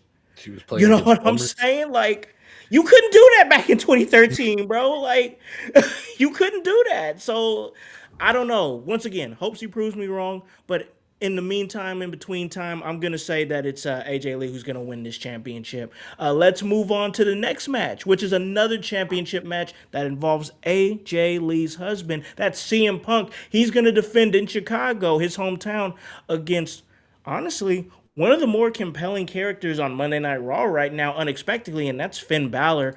Bro, who do you got? Finn Balor, CM Punk, World Heavyweight Championship on the line. This new pop of fan is a return to that Bullet Club fan, and I'm thinking that CM drops the title Whoa. Okay. Okay. to get it back, like AJ Lee. AJ drops it. Oh, Yeah. she She gets it gains it to and drop then it. drops it at Romania. I think that it causes some confusion with the fans, and everybody says, you're messing up. Uh, this Roman Reigns, CM this Punk, yeah, this incredible big situation, marquee. and I think there could potentially be an open canvas moment where they can paint it any kind of way in the next 2 months. I would like that to happen. I would enjoy as a fan to watch that and say, "Wow, you never would have thought it." But Punk will win. Okay. Punk will win to have the AJ CM. And I was even wondering if later down the line is there going to be a mixed match with AJ and Punk versus Seth and Becky when Seth comes back. Yeah. Yeah, I know they did it at WrestlePalooza over here in Indianapolis a few months ago, so they might run it back. Oh yeah, they did. They did Yeah. do that. That's Yeah. right. They That's could run right. it back though. Nah, nobody I care. could I wouldn't want to see it. I Once is wouldn't want to enough. see it, but they could do it. No, ain't nobody. Yeah, once is enough. Yeah, yeah, I think Yeah. We seen it. yeah. One and done. One and done. What did Run and done. Rock and Cena say? You know, Right, but listen, I've considered the idea of Finn Balor just crashing the party, wrecking everybody's WrestleMania card, tearing down the house, winning the title with Elimination Chamber, and then our marquee night 2 main event is an absolute shambles. I think there's some fun within that chaos. I really do.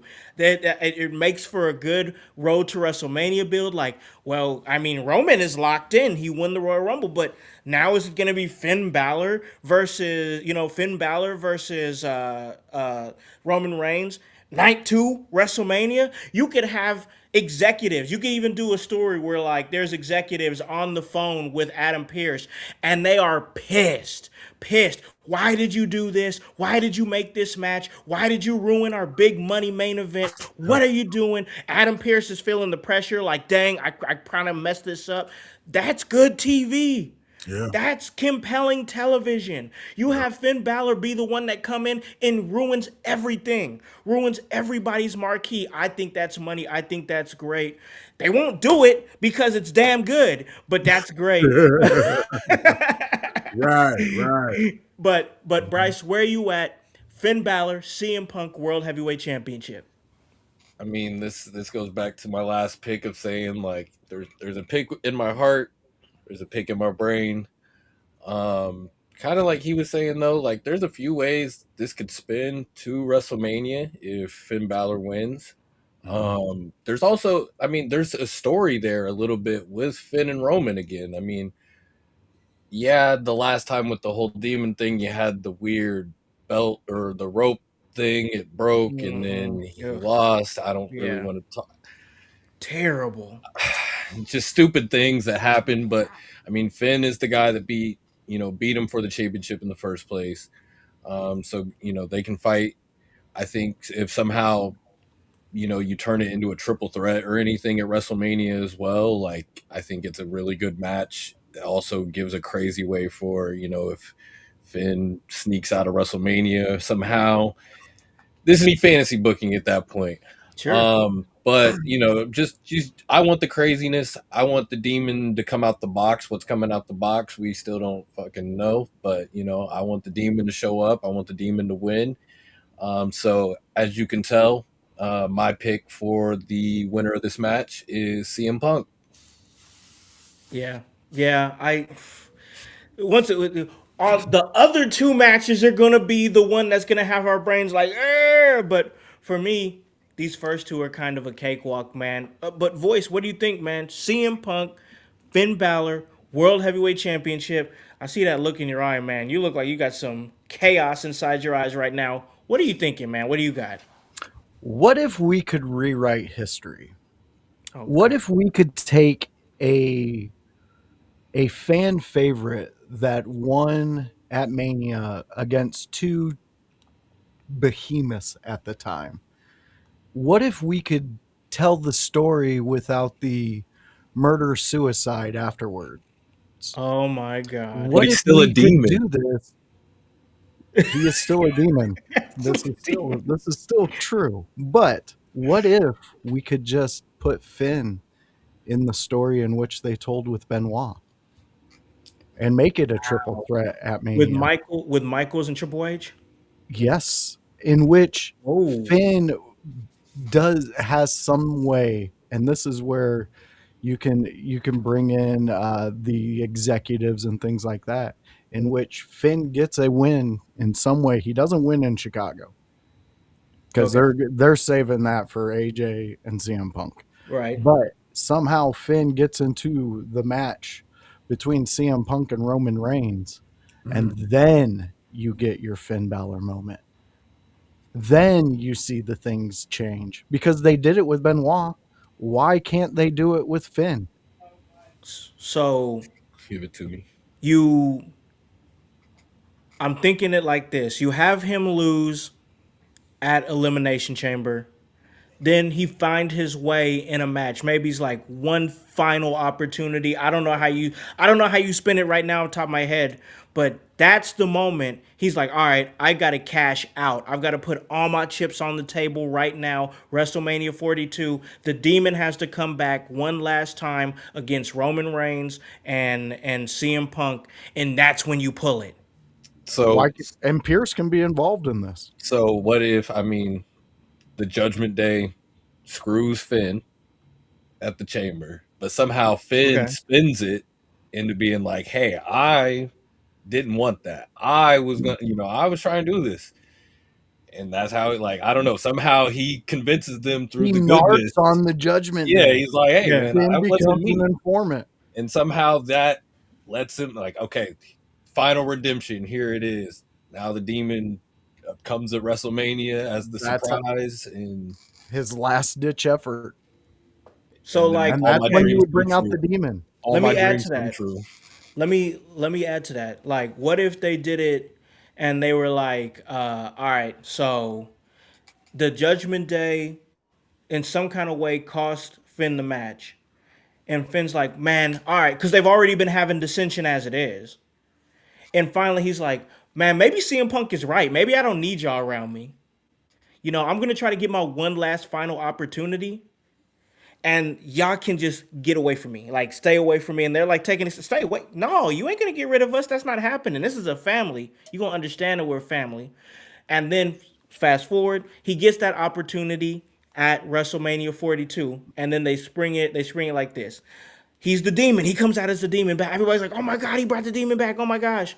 So then they've had a grueling match, triple threat between CM Punk and Roman Reigns and Finn Balor. Finn Balor's a workhorse in the match. And maybe CM Punk, they did something. He got speared. It's like, boom, spear. And CM Punk takes a powder on the outside of the ring.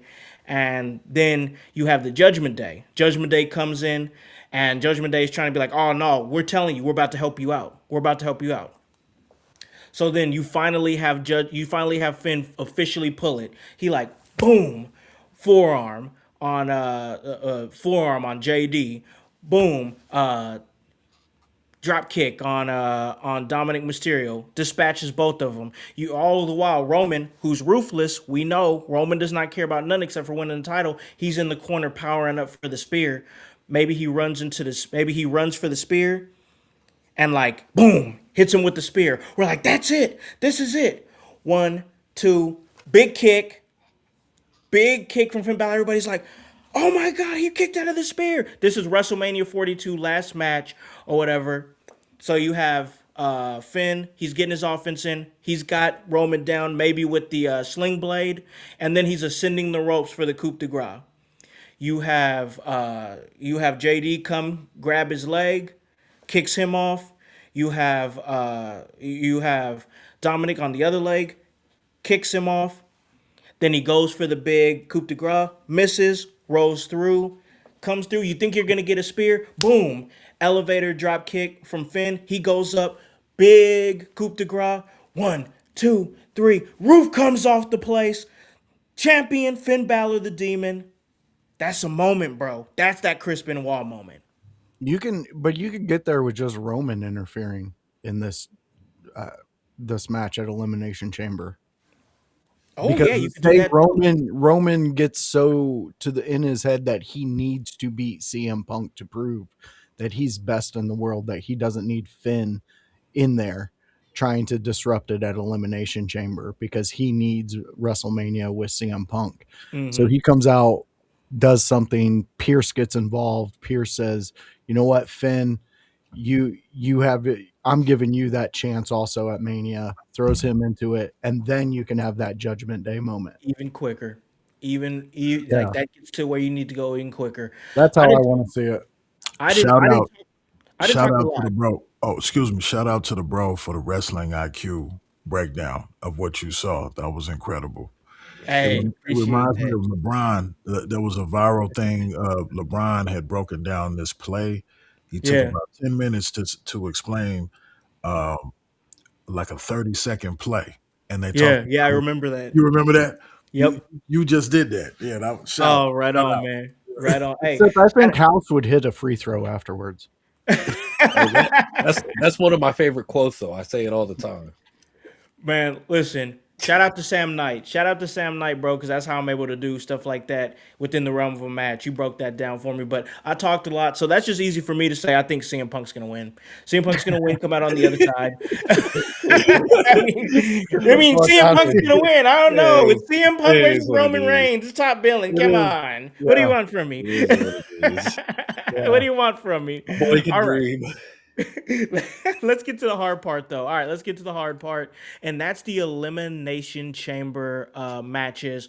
And all right, I'm ready for this one. I'm ready to dig deep into this one because these are the two matches I'm excited to hear your guys' thoughts about. We're gonna start with the women's Elimination Chamber match. This is for an opportunity to face whoever Liv Morgan doesn't face at WrestleMania. So it's still open to interpretation. Rhea Ripley, Tiffany Stratton, Alexa Bliss, Asuka, and a shocker, Kiana James. And then the final spot, which will be determined this Monday, will either be Io Sky, Kairi Sane, or Raquel Rodriguez. So we got to go off of what we know. That's what we know. Who do you have, bro, in the women's Elimination Chamber match? This is a hell of a Jeopardy question. Right? Ooh, it is.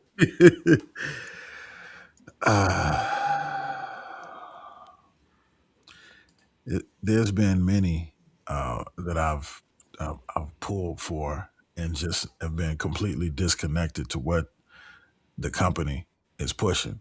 Yeah. And I want to say I'm just going to go with the. I don't have a lot vested in the ones that are in the chamber. Mm-hmm. You see, that's the thing. It's just like the All-Star game having a terrible starting lineup. And the two that you really enjoy are injured or just out of commission or just not performing well this season. So the question is, you were asking me who's going to win without the three that are potentially in the qualifying match this week. You could. I mean, if you think somebody in those qualifying matches is gonna win, I mean, that's if you think one of those three women can win. I mean, Io Sky's in it, so she's always got potential. But I don't know about Kairi Sane and Raquel with this. I mean, Raquel, she got some heat behind her, but Yeah, but I mean, Io would be the main one in that triple threat that has yet to officially qualify. I would have to go with, out of that crew there, Stratton. Okay. Go with Stratton. Okay. Tiffany Stratton. Now I have a question. Is she coming back from an injury? Because she was kind of out for a while. And I don't Yes. know if they were just building up Raquel in her replacement, or I don't know what was happening with. She was in an injury. She's coming back from injury. Tiffany Stratton has just came back. She's been back for like what voice the last Oh, couple of like a month or so now. I would About- say a little over a month. Yeah. Okay. Okay. Well, I'm needing Tiffany to pull that off. I'm going for Tiffy time. Yeah. Tiffy time. All right. All right. Time on that. She's proven, she's proven that she can hold a WrestleMania program, even though it was rough with Charlotte Flair last year. We all know how that went down, and Charlotte's return. And I was there. I saw it firsthand with everything going down with that. But Bryce, where are you at, man? Elimination Chamber, bro. Remember, there's a lot of implications on this one because it's leading to whoever. It's another puzzle piece falling into the road to WrestleMania. Rhea Ripley, Tiffany Stratton, Alexa Bliss, Asuka, Kiana James, or it could be the ones who have not qualified yet between Io Sky, Kairi Sane, and Raquel Rodriguez. Who do you got? All right, so for me, first, I'm going to put the last person in the chamber.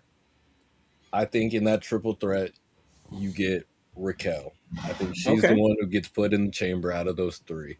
Okay. You'll kind of hear my reasoning why, because of kind of where I kind of go with the chamber.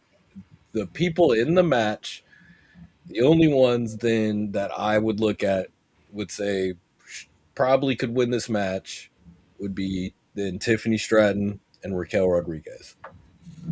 The rest of these ladies in the match, they're all kind of in tag team situations right now. Mm-hmm. So I think that's partially why Raquel gets in, because the other two, their tag partners already in the chamber. Yeah. And I think that kind of leads to all of them having some sort of multi-woman tag match at WrestleMania anyways. They kind of just kind of write themselves into a story. So then, yeah, we're kind of left with Tiffy time or Raquel Rodriguez. And then you're kind of looking at like, are you building this WrestleMania into a crazy Judgment Day season in a sense with, Yeah. Liv's got her thing going on, maybe Finn potentially having his thing going on, even if we're trying to kind of slowly pull him out of the group. And then can Raquel kind of sneak her way back into a title picture and, be a powerhouse that kind of challenges? But the probably safest and most reasonable, pick I think here is going to be going Tiffy time, building her back into a solid WrestleMania program. I think she's got history with Jade. So I think it just kind of works out. Yeah. And then, like I said, the rest of the ladies, they kind of all have tag situations going on. So I think they kind of just get put into that type of match at Mania. And I guess Raquel, she would probably take over for Roxanne. Roxanne's hurt now. Oh, she is hurt. Yes. So, yes, yeah, she is so, hurt. maybe, who knows, I guess. But yeah, Tiffy time. Definitely Tiffany time. Okay, I like it. We got two for Tiffy right now. A lot of different ways this can go. That's one of the fun things about the Elimination Chamber, though. I think the match is going to be real fun to watch. I think Tiffany's definitely going to have some massive spots in the match as she's had in the past. But Voice, who do you got in this match? Elimination Chamber, opportunity to wrestle for the Women's Championship, one of the Women's Championships at WrestleMania. Ripley, Stratton, Bliss, Asuka, James. Could be Io Sky, Kairi Sane, or Raquel Rodriguez. Who do you got? Well, I'm going with the triple threat first. I think Io gets the win, and I think we start to see the split between Io and Rhea inside the chamber. Okay. It's the only logical way I can come up with how they're going to split up a force like that. But to win it all, I'm still sticking with Kiana. Okay. Only because everybody else has something going on, much like Bryce said. You could kind of get away with it. I'm going to swing for the fences and hope that that's where they lie. So I guess we'll find out at Elimination Chamber. But bro, when I think about the Elimination Chamber, the people who have had some of the greatest success in the chamber is the ones who didn't have no beef with anybody. The ones that are like, hey, I'm kind of here with a linear focus. Like, I know we're all here for the same thing, and that's to either a trip to WrestleMania or the title to go into WrestleMania as champion. But you always have, with six of them, there's probably like two or three of them that's fighting, and then the other two that's got a feud with each other, and then you have the one that's like, hey, I'm just kind of here. What's up? I'm gonna take advantage of you guys, killing each other, and I'm gonna pick my spots because I don't really got no beef with any of you guys. I'm just here to win the chamber, and usually that type of psychology does well within those within the realm of those matches. So I could definitely see Kiana James maybe possibly cashing in her ticket, but for me, I'm thinking about the fact that next week, Io Sky and Rhea Ripley have a tag team championship match on SmackDown against the Irresistible Forces, Lash Legend, and Nia Jax. And the last time these two teams went at it, it went to a no DQ. Lash Legend and Nia Jax didn't lose. It went to a no DQ. I think that Io Sky is going to qualify for the Elimination Chamber. I think that they're gonna lose the championships next week, and we're gonna see the Irresistible Forces like run it as the tag team champions and go into WrestleMania as the women's tag team champions. Honestly, if I'm being real about it, but I think Rhea Ripley is going to win the Elimination Chamber, and I think it's going to be off the back of Io Sky.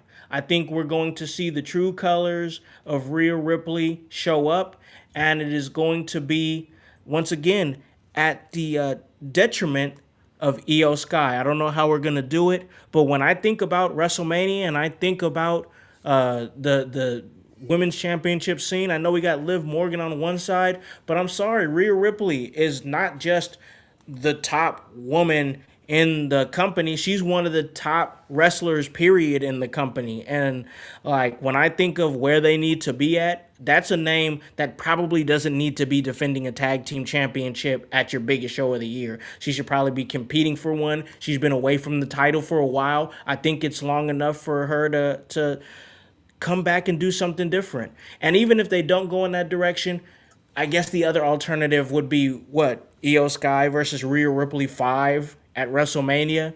I guess you could do that as a blood feud, but I think she competes for the title. So I'm going to go with Rhea Ripley. So that's my thoughts on it. But the last match, which I think is going to be the hardest one, that is the men's Elimination Chamber match. That has Randy Orton, LA Knight, Cody Rhodes, Javon Evans, Trick Williams, and the final spot could either be Jey Uso, Bronson Reed, or El Grande Americano. So who do you got, bro? Who do you think wins the triple threat between Uso, Reed, and Americano? And then who do you got in the Elimination Chamber? Voice and Bryce, I defer. I got to come back around there. I'm loaded with that one because of Trick and LA Knight. There's a whole bunch of stuff. I want to hear the two of you and your encyclopedic takes. I want to hear Fair. the scenarios because I got to build up with that one. There's a lot going on with that one. There is. That's fair. I'm keyed up with that more than anything. It's because we just don't know. Go ahead, Voice, Bryce. Bryce, what do you got, man? Yeah. All right. So what was the triple threat? The triple threat was Uso, Bronson Uso. Reed, and Yep. El Grande. Yep. All right, so El Grande, he's not gonna make it in because of the El Grande original situation. What's going on with the Vision? I feel like Jey Uso's gonna get into the chamber because no, that's exactly why. See, that's exactly why Jey Uso's gonna get into the chamber because bro. They know, but like they literally know, and I feel like they're acknowledging it by keep putting him in these situations where it's like Jey Uso might end up in the WrestleMania main event again, and then like everybody's like, no, and then he's like, hey, yeet. Like I don't know, it's just his thing at this point. Like I think he just does not care. And so Jey Uso's gonna somehow end up in the chamber. He's gonna run it back like 3 times for no reason. Oh God, no! Everybody's gonna explode. He's gonna hit the stupid block, whatever. Who's gonna win the chamber? LA Knight. LA Knight's gonna win the chamber. I don't know. Like I feel like I'm throwing a dart at a board. That's fine. Fire me. I feel like looking at this lineup, like you said, it's hard. And no pause. But like you're throwing a dart at the board trying to pick a winner in this field right now. Like you could do so much with every single one of these guys leading into a WrestleMania match with Drew. The obvious thing here is Drew's got history with Randy. He's got history with Cody. Those guys have history with each other in some way. Like all these guys have things going on, like we said. I mean, maybe Javon is the one who really doesn't have, any prior beefs going into this, but I can't really see them. I mean, if you want a moment, you give it to him and you let him sneak out of the chamber instead of just letting him go in there and being like, hey, go be the spot guy. Like when I see Javon in this, he's just the spot guy. So if you want a moment, you give it to Javon. Yeah. A guy like LA Knight, I feel like he's a guy they keep passing up on every single time, and I feel like he can give you a good program with Drew at WrestleMania. I mean, I believe they worked with each other before in TNA and things like that. So I just think it's something that they have prior history they can build on, and I don't think it's a terrible pick necessarily. I mean, maybe you guys do, but we hear you, voice. All Go on, right. boy. Go on, brother. So here's my thinking. I think Bronson Reed gets this triple threat win. He gets put in there. Yeah. The last three participants we have in there will be Cody Rhodes, Randy Orton, Bronson Reed. Randy Orton will get taken out somehow, some way. He's gone. So now you have Bronson Reed, Cody Rhodes. The masked man comes out, does whatever the fuck he does to Bronson, and then demands Cody takes that pin. You see it. Cody takes the pin, gets the win. Seth reveals it's fucking him. Then you move on. So I think Cody gets this win. I don't want it to happen, but that is it. That's how I see it play out with how they have things set up. If I was going to take a big swing and say I'm going to bet on the outrageous one, my outrageous take would be to man, it would be to give it to LA Knight. And I'm not saying that just to poke fun at you, Bryce, but my reasoning is because LA Knight, yes, is he over with the crowd? Most definitely. But there is something about him that the top who make the decisions do not give him that spot. He has been the Drew McIntyre that before Drew. He's doing everything that Drew we were saying we're just doing. He was being impactful. He was coming out, making his moments, doing this, taking this, and they were still not giving it to him. They finally gave it to him. I don't think that's going to be the same turn with LA Knight. For some reason, he just cannot get over that hump, and I don't know what it is. It's fair. I don't want to interject before he goes, but like LA Knight, he's got to have at least 4 of those M's to me. Like I can't really see why he doesn't really get, sometimes I don't see why he doesn't get the push when guys who like I feel like can't talk or can't go out there and get the crowd going from the second the music kind of pops off. Like it's just surprising to me. Yeah, I don't know. LA Knight, he is a guy that I said before has all the tools, but it's some kind of disconnect that we've talked about for a long time on this show, as far as LA Knight goes. But all right, bro, I think they've marinated a little bit. Hopefully, you got a chance to do the same. What do you think, man? Who do you got in this match? So Bryce mentions Trick goes back.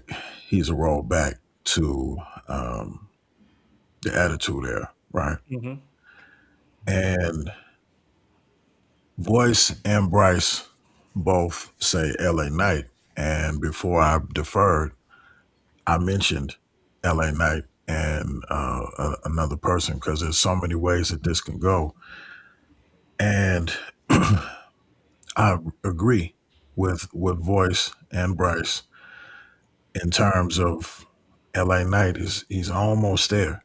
Almost, but there's something. There's that one thing. For me, when I've watched him and I hear his music, a lot of times I forget who's coming out when I hear the music. Now, Mm. you all can talk to me about that and what you think that means to a person who's watched this thing for 35 years. But all I keep thinking about is the repurposing and the repackaging of Stone Cold in this generation. Mm. So I think the thing that holds us back is that he's not original. He's not Stone Cold. He doesn't have the full overness that he would need. And I like him, but I don't really like him. There was a time that Drew McIntyre crushed him in a promo in ring at some point. I don't know if you all remember that. And I said, "Oh, Drew just beat him down and dropped him." There was something that he said about what he was wearing or something, and it just I was already on the fence with LA Knight. And then once Drew cut that promo on his head, I said, "Oh, I'm never gonna come back from that." You know, uh, Dolph Ziggler used to do that. He would do that to Daniel Bryan. There'd be a lot of different cats that really had the mic more than anything, Mm-hmm. had the crowd connected through their mic, even though the company might not push them. So I think that's what we have going on with the mystique of LA Mm. Knight. Why is he not hitting over? Javon is going to give us the spot that Tiffany Stratton gave a couple years ago in Yep. Elimination Chamber, where she's did the backflip or the moonsault Off the chamber, um, yeah. off the chamber. So we're going to see him for that. He's going to give us that. I don't know if he's going to be pushed to win. I think it's too risky. Based that he's still, I wouldn't say underdeveloped, but he's not really fully pushed all the way by all the guys in the locker room. Uh, if we're going, it seems like we're all going back to what we want based against what we know is probably going to be Mm-hmm. the best decision, which LA Knight. I mean, that's it. I mean, Bronson, there's a whole bunch of vision stuff with the Bronson and the Yeah. LA Knight. There's so many things that can happen within the match Oh yeah. that we're more excited about all the spots and all the stories that can be built within that match. That's why that's the most compelling, is that what we don't know what's going to happen. Yep. Trick and Javon in there is another thing too. You know what I mean? That's AEW pulling all the way up in there, and there can be a build from that leading to WrestleMania. So there's so many things, and I haven't been as excited for uh, you know a PLE like this. You know what I mean? In a long time, because we don't know. There's like 20 potential storylines, but all of us know that only 5 of those are going to probably happen. You know what I mean? The other Yeah. 15 is Yeah. what Bryce is saying, calling a fancy booking, as he would say. But Yeah. yeah, that's what's happening, man. I think that it probably makes stupid sense to go with LA. Well, the way I look at it, man, I'm thinking of like, once again, the way I always think about it is top billing, what's going to be your top main events. And I think, once again, like we talked about on the first half of the show, there's a lot of suspicious things that's happening with Cody in my mind. So, like, what if, once again, I think night 2 is going to be CM Punk versus Roman Reigns, but I think there's a strong potential that you could have a triple threat on night 1. We had a triple threat night 1 last year, and the whole thing was whoever wins the match between Punk, Seth Rollins, and Roman Reigns. This is the trajectory of who's going to be pushing the business forward, on. And it was almost like a Paul Heyman on a pole match is basically what it was. Because whoever was going to win it came out with Paul Heyman. And Seth Rollins won it, and he came out with Paul Heyman. So that's kind of how that was. What if we shift gears here? Because one big thing that we didn't really get to on SmackDown is the fact that While you have Cody, who's qualified for the Elimination Chamber match, you also have Jacob Fatu in the mix as well. And Jacob Fatu, who doesn't have a qualifying match again, he lost his opportunity, but you keep seeing him have these moments with Nick Aldis where he's like, hey, you still owe me Drew. You still owe me Drew. So at this point, we're looking at Jacob Fatu, and it's like his beef isn't I want to be WWE champion. His beef is with Drew McIntyre, who just happens to be WWE champion.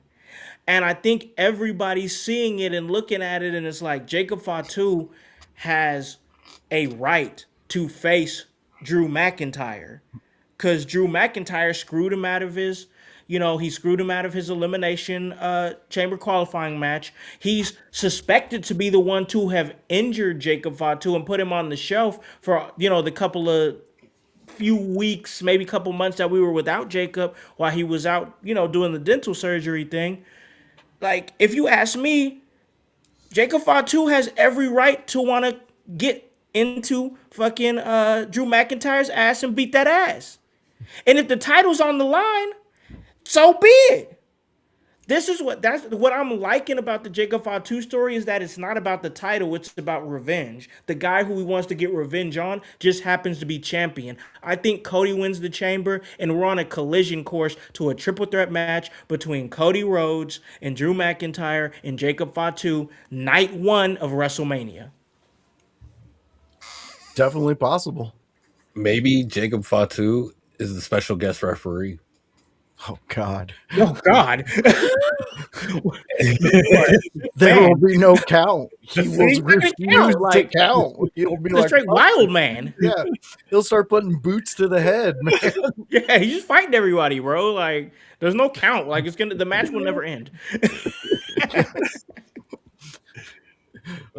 Yeah, I like the idea, man. I could definitely see it. What I really like is this Mania. I have another person on my side saying that at least one of these men's world titles is going to be a triple threat match. I think why not at a Mania, especially with all the people you've built up around it. Yeah. Give Jacob that opportunity. Give him that moment to where he can shine and show why when we heard his name coming to the WWE, we all fucking lost our minds. Oh, man. And all these other indie promoters were like, he was a jerk and took our money. Shut up. You were a fool who got sold a bag of goods. That's it. And now you're standing there being like, and he's making whatever he's making. I fucking love Jacob Fatu, and I hope this happens for him. Yeah, I would love to see him in a triple threat scenario, fighting for the undisputed champion. The dude's he's really starting to get it. He's finding his cadence really well. I think when he first came into the company, we all knew, like I knew from MLW that the dude could cut a great promo. Yeah. Like I was there in Chicago at MLW. Man, this was probably. No, it was 2019. I was there when he won his first MLW World Heavyweight Championship. It was a cool moment, like to be in such a small venue and to see him doing his thing the way that he did. And he was part of the Contra unit over there at MLW. That was a dope little faction. And now seeing him tear it up and possibly be in a main event of WrestleMania, a night 1 main event, bro, that just goes to tell you that the dude is working. Dude, he is working. He's Umaga 2.0. He's the Umaga we all wanted, and I fucking love it. Like, that's all I see with the dude. Like, Umaga with the ability to talk. Yep. Why not? Yeah, Umaga with some swag, bro. Like, the dude gets it in every way. He's got the catchphrases down. His wrestling is like clean. Like he's exciting when his music hits. I think it was Hype who a few weeks ago said it was like on some 8-ball MJG type shit when his music hits like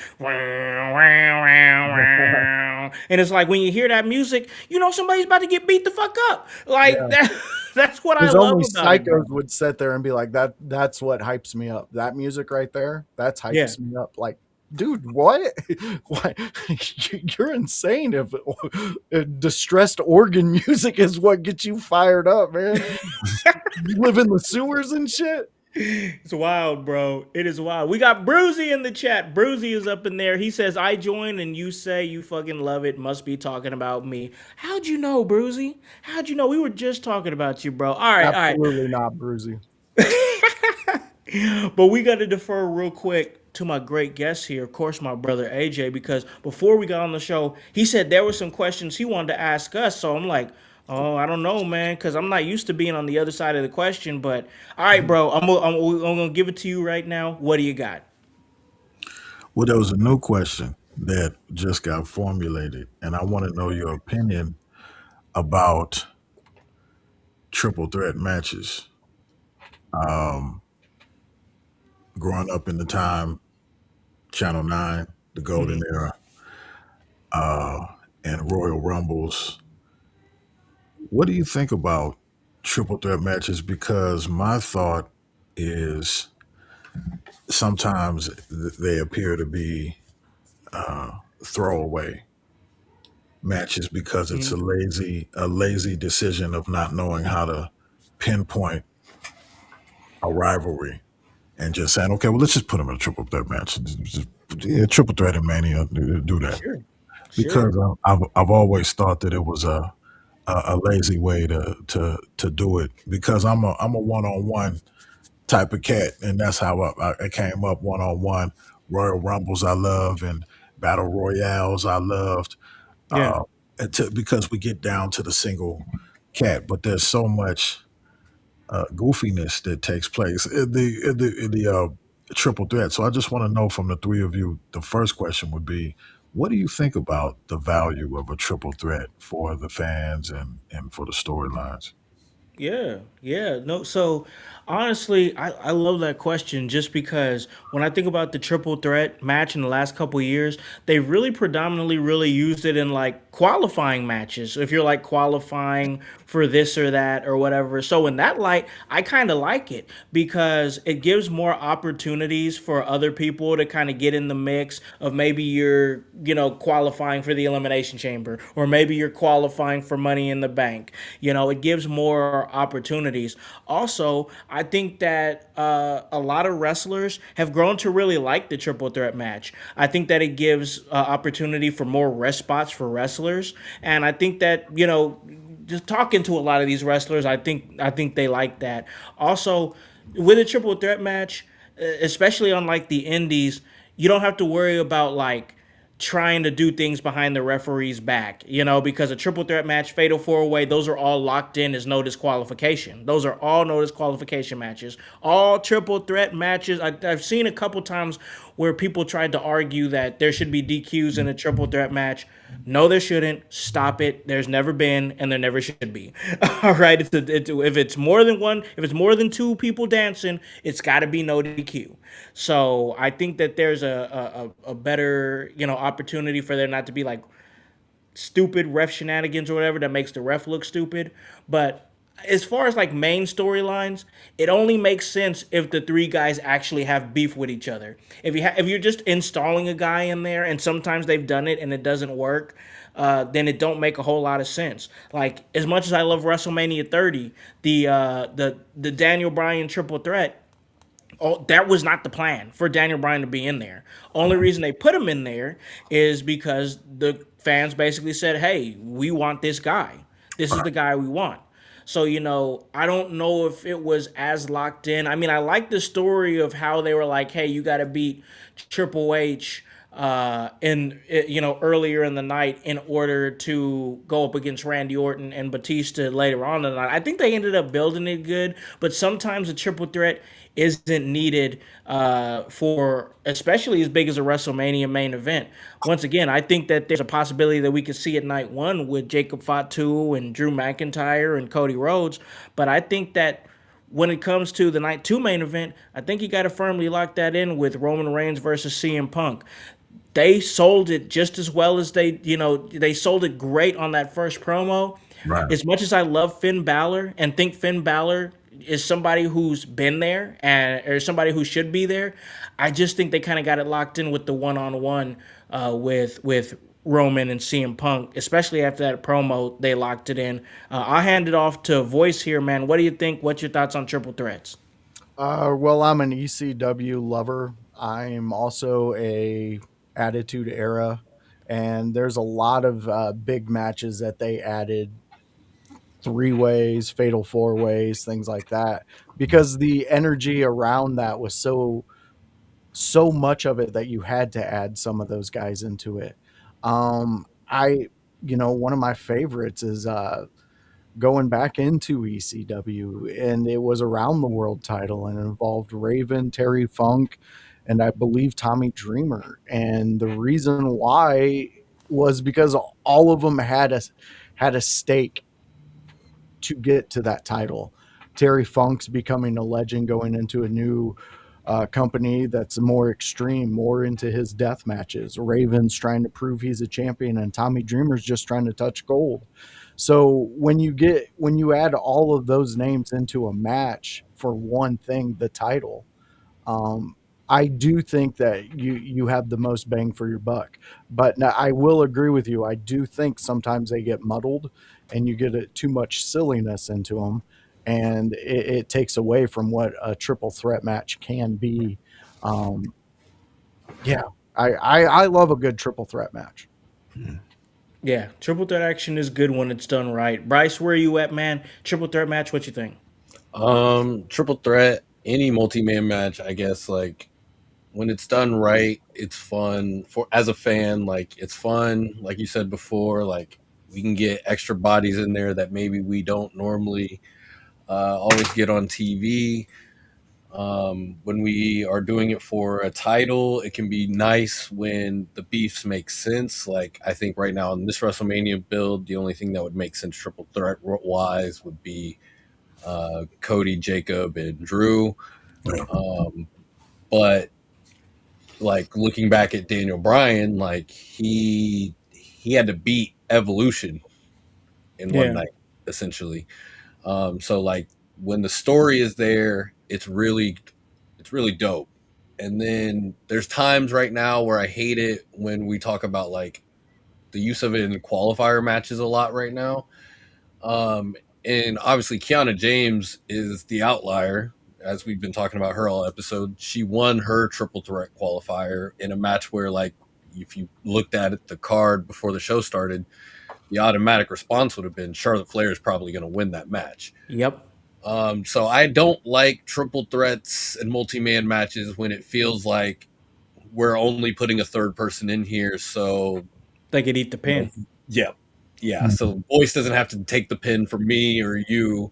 So they just threw one of us in there, so that's just it, and it doesn't hurt your record like anyone cares. We don't even keep track of the record. Like nobody's gonna know if you lost every match all year if you somehow end up at WrestleMania. To be honest, so Corey Graves will be there to tell you records matter. Don't you worry about that. Fucking that mook. I hate that. like it's not like we keep track of them on screen every week or anything. So You hate that man, bro. Dude, Corey Graves drives me up a wall. That's me and John Moxley, bro. I can't take it anymore, bro. I can't take John Moxley it no is more, bro. the guy in the hoodie. What are we talking about? Oh my god, it better not be. It better not be. Do not say those words, Bryce. Oh, don't tell me this is a Rick Rude situation. What the hell, bro? Please stop. Side note. So like the last time I was on, we talked about I was in Philly for WrestleMania. Yeah. And when all the like craziness was going down during that match, everybody was coming out, the Shield music plays or whatever in the arena. And I shit you not, like there was a collective agreement in the arena that like that man showed up somehow at WrestleMania to like help out. And we were just like, oh my God, no way. They played the Shield music just for him. We were like, I swear to God, the entire arena thought that. And they were like, okay, no, yeah, reality. Except for all Zabla did. Is you just trolling? All right. Yeah. Oh man. All right. Bro, I know you still had another question, bro. What else you got for us?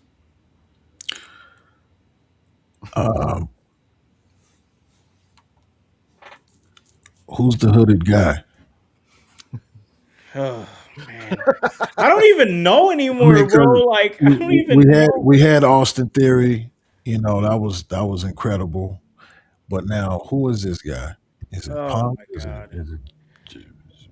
I mean, it's got to be Rollins, right? Like, I can't even think of anybody else who would be. I mean, there was some speculation on the internet that it might have been Grayson Waller, but then I'm like, why? Why? Like, if it was Grayson Waller, nobody would care.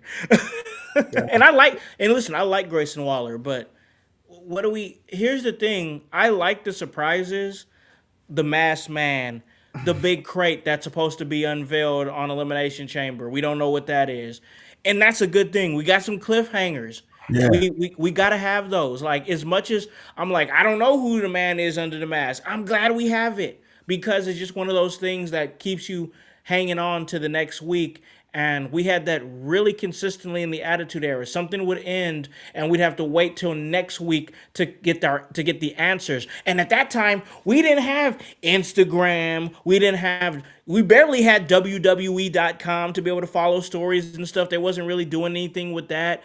Like, when they left you on a cliffhanger on Monday Night Raw in 1999, you literally had to wait until next Monday to see what was going to happen. You ain't have Instagram replaying it 50 times. You didn't have Facebook. You didn't have none of that. You didn't even have wrestlers playing it up on X and whatnot. There was none of that. You had to wait.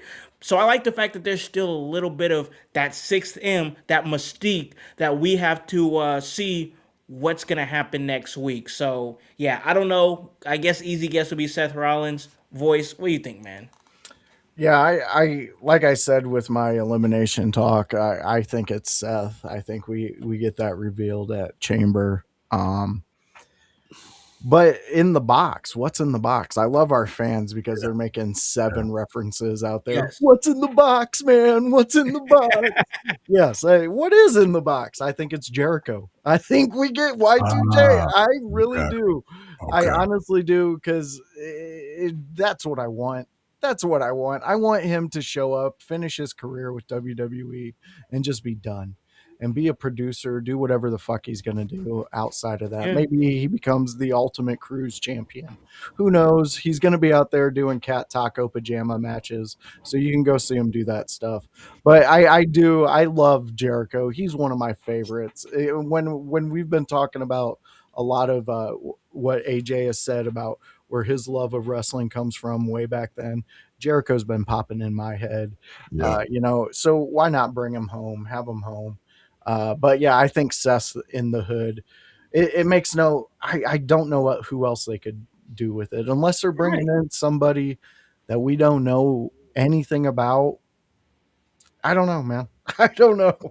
I don't know either, man. I don't know. We're revealing it at the Chamber, right? The box? When is the box being revealed? Box is dated for the end of the month, I believe. At the It's dated for the day of the Elimination Chamber. Okay. Yeah, so we're getting it there. And that who fucking came up with the Elimination Chamber? Jericho. This is Jericho's baby. This is what he's built. That's it. Oh, That's cold. That's cold. That's real cold. Oh, that's it, boys. Yeah, I like that. I think that's who we get, man. I you know what? I think they're swerving us with AEW freezing his contract. What the fuck? Get the fuck out of here, Brucey. Brucey, what the hell, bro? He just comes in the chat unhinged, bro. Like, what are you doing? He's off, man. Man, what are you drinking over there, Brucey? You're in timeout. Yeah, Brucey, what are you doing, bro? In the box. Just wild for the sake of being wild, bro. What the heck? All right, man. All right. I think they're swerving us with the whole Jericho thing. With his contract is iced. Like they're freeze his contract. Nah, I think they're doing this on purpose, bro. I think it's Jericho. I think it's gonna be Jericho in that box. But man, I gotta say, this right here, great episode, man. Excellent episode. Fun to be able to not just sit up here and doggone it, Brucey. Damn, Brucey. But not just want to sit up here and chat it up with my guys here who I chat with wrestling with every week, Voice and Bryce, but my brother as well, coming on here and giving some of his thoughts and insights, talking about some Smackdown, talking about a little bit of Elimination Chamber, of course. And we always do that. When you give us your time, bro, our gift for you, giving us that time is to give you the floor to plug any and everything that you want to plug, any upcoming appearances, anything that you want to talk about. This is your floor right now, bro. Where can they catch you? Well, thank you, bro. There is my name is AJ One. See that there? So whatever you type in with Facebook, Instagram, all the socials, it'll be AJ One, either a underscore or a dot. TikTok, all of them. The current project I'm working on is a 42 album release in a single day, which will be July 18th, 2026. I've been a father for a very long time, and I've been a poet. That was something that I was born to do, but I didn't choose to become a career cat trying to cut through the difficulty of jumping from the house onto a TV screen. So I was more concerned and more devoted to fatherhood than any aspiration in entertainment. But I've got 30 years of wild stuff in there. A lot of my memories, a lot of experiences, and a lot of historical accounts that is pretty much now served as a time capsule. I grew up as a child reading and memorizing the Guinness Book of World Records. My mother would give them to me every year, and it would be a nerdy thing, to do that. But that was something that I just loved figuring out who was the best of everything, who was the best in the world outside of CM Punk, right? But uh, but but but I wanted to know what the best was. That was my aspiration as a child. So last year, I thought, what do I do with all these poems? Do I leave it to my children to? Because poetry, you only care about it after you're dead. You know what I mean? That's when Hmm. people say, "Yo, man, my father had 4,000 poems. Here it is," and just gives it out to the world. We have a different strategy in how we platform content right now. So I I said, let me release 42 albums worth because people have always asked me, do you have an album or do you have a CD or, and I said, nah, I ain't really, I'm not into it like that. And I thought, let me be into it like that because if I'm pushing the time of being a voice like Joshua Joseph, of course, who we share that J, that Joseph Hmm. is my situation there. Yeah. And let me just release it. So I reached out to Guinness and I applied for the record of the single most releases in a single day by a musical artist or group, and they accepted it. So now I'm pending the evidence, which means they're waiting for July 18th for me to be in the booth recording and to have the 42 albums or CDs printed in order to solidify it and recognize it as a world record. And it's called "I'll Make Me a World." So the question I have for the two of you, my devotion and commitment to being a lifelong fan of wrestling, I had to wait to come on this show to ask you the all important question. There's over 17,000 listed active and inactive wrestlers on CageMatch.net. And Khan, I have a poem called Black Sistery and 500 MCs where I Hmm. have um, this technique where I mention everybody. Bitches Brew is a dedication to Miles Davis, where every song he's ever recorded, all his titles are interwoven into a 27-minute poem. And I want to do this for wrestling. But because of that epic run of Cena last year, I thought I'm either going to devote my time to making an epic dedication to Super Cena, to John Cena, or do I just do it for independent, all the circuits, just a master monster wrestling because I came from all the eras, you know what I mean? Hmm. So uh should I do a piece, a tribute, a dedication, the greatest tribute of all time to all of wrestling, or should I just give it up to Cena? Because one of them has to be done, and it's going to be included in there. It's not no, let's do both. So that's not on the table. This is in July, and I'm almost done with most of the records. But which one do I attribute this to? Should it be all of wrestling? Because that's loaded right there, or one of the greatest to ever do it.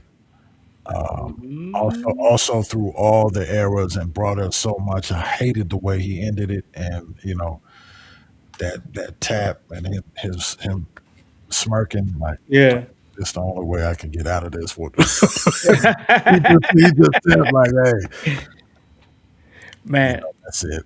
I'd like to hear you do one for all of wrestling, just because I think that with your like how versatile you are, especially with your words, I would love to hear you. Like I don't know, I just feel like it wouldn't be fair to keep it capped to just John Cena. I'd like to hear you just go completely ham on with all the wrestling, but that's just me though. I knew you would say that. Yeah, Yeah. we'll see Well, we'll see what Voice and Bryce say. honestly, the way I'm thinking about it, the concept is the. You remember when they did the video of the evolution of music and Hmm. dance and shit like that? Right, Like right. the evolution of wrestling. And I think if Ooh. a great poet can go from the start all the way to where we are now, and honestly, man, I think you can take on that task. Okay, That's a solid okay. answer. Solid answer, Yeah, Bryce. yeah, it is absolutely. I mean, it sounds like I'm gonna be outvoted no matter what. So I'm gonna go the other way. I'm gonna say Cena because you can kind of still do the same thing. You can kind of go through eras with him. There's still a way to visit a lot of greats through Cena's career as well. Mhm. And also, I mean, Cena's one of the best rappers of all time. So like, you gotta you gotta give you gotta give him a track. Maybe he can hop on the remix one day. Who knows? He's got a lot of free time now. Well, So you got a lot of free time. He Okay. Oh does. my He does. well, goodness. not that much. I mean, I'm sure he's got plenty of projects still, but Bro, how you gonna say Cena's the best wrestler rapper when Macho Man exists? Yeah. oh man, Hogan ain't nothing but a bitch. Yeah, brother. Oh man, I remember that Macho Man album. But no, Oh, I oh, owned it. So, so you owned it? And Methods of Mayhem. Oh, that's dope. That's dope. But man, yeah, for sure. Like, bro, thanks for coming on, man, because it was a great vibe to have you on, talk some wrestling, hear about everything that you got going on, and just catching up with you, man, and seeing everything. Kind of pick your brain and get your thoughts on the current state of wrestling, because we're on the road to WrestleMania, and the WrestleMania and a lot of wrestling is all about moments. And I think if there's somebody that encapsulates a moment, I think it's you, bro. So thanks for coming on and talking with us. I appreciate it. It's got to be a part two. I'm not coming here once. It's got to be a part two. Got to come back. We got to talk about the memoir that I'm releasing this year, which is the childhood, the connection to wrestling, the Memorial Sports Coliseum, LA Sports Arena, Yes. just all the stuff because it's very important that it's been such a long time that we've spoken, but I've been watching you the whole time and just saying, damn, every week like he is a masterful encyclopedia, just a consummate entertainer, a people person, and you've been meeting so many people from Austin Theory. I remember back a day that was Yeah. Seth Rollins and Becky Lynch, and since then, it's been hundreds of people, and uh, I love your commitment because consistency is that's the difference between success and failure. And you being able to be committed, even if the homies ain't with it. Yeah. You continually did what you're doing and continue to do so. So you've always been the authority for me. It's like, hey, let's see. I'll tell Kiros. I'll say, hey, man, let's see if Khan and you know Let's see what he got to say about it. Let's go on and check on this. You know, got the elimination chamber predictions and stuff, and now I'm here on an Yeah. episode of the elimination chamber predictions. So yeah, voice, Bryce, the work that you all do, you all are geniuses as well. Your aptitude and connection to the craft is, I mean, you're so professional with what you do, and it's just an honor to be here. I feel like a little kid, you know, because it's taken years to come here to this time, and just props and shout out to everybody, you know, in the community as well, because it's beautiful. Yeah. Yeah. It is. It is. It's when you find the right spaces in wrestling, I'm telling you, it's one of the greatest things ever, man. I found some amazing people, lifelong friends. You know, I've done things I only imagined I would be able to do, things that I didn't imagine that I would do, and it's all through this right here, pro wrestling, this platform. It's been great, man. So, in another moment that I get to say, I had my brother on the show. So, just another one of those things, another feather in the cap that makes this podcast game way more worth it than what people know. There's a lot more love of the game for this than what people think about, and that's how I think about it. And one of those people I got a chance to meet through is Bryce. He does this thing over on social media, man, over on the In Your House Wrestling podcast page. I got to give it to you, man. Where can they catch you and everything that you're doing? Man, I'm in your house. Like that's where I'm at. If I'm not in your house, I'm probably just playing the game or chilling at home, waiting for the Pacers game, hoping we lose right now. I know that's right, bro. Get Maybe all not those too much. handles. Maybe not too much because the NBA is being a little weird right now. They're trying to crack down on us when everybody else has been doing it. Now We that ain't never tanked, bro. We ain't in the one time we tanked, bro. You coming when for they it. do it, it's a problem when we do it. I don't know. So, but yeah, I'm in your house. I'm gonna try and continue to be in your house, but don't call the cops on me.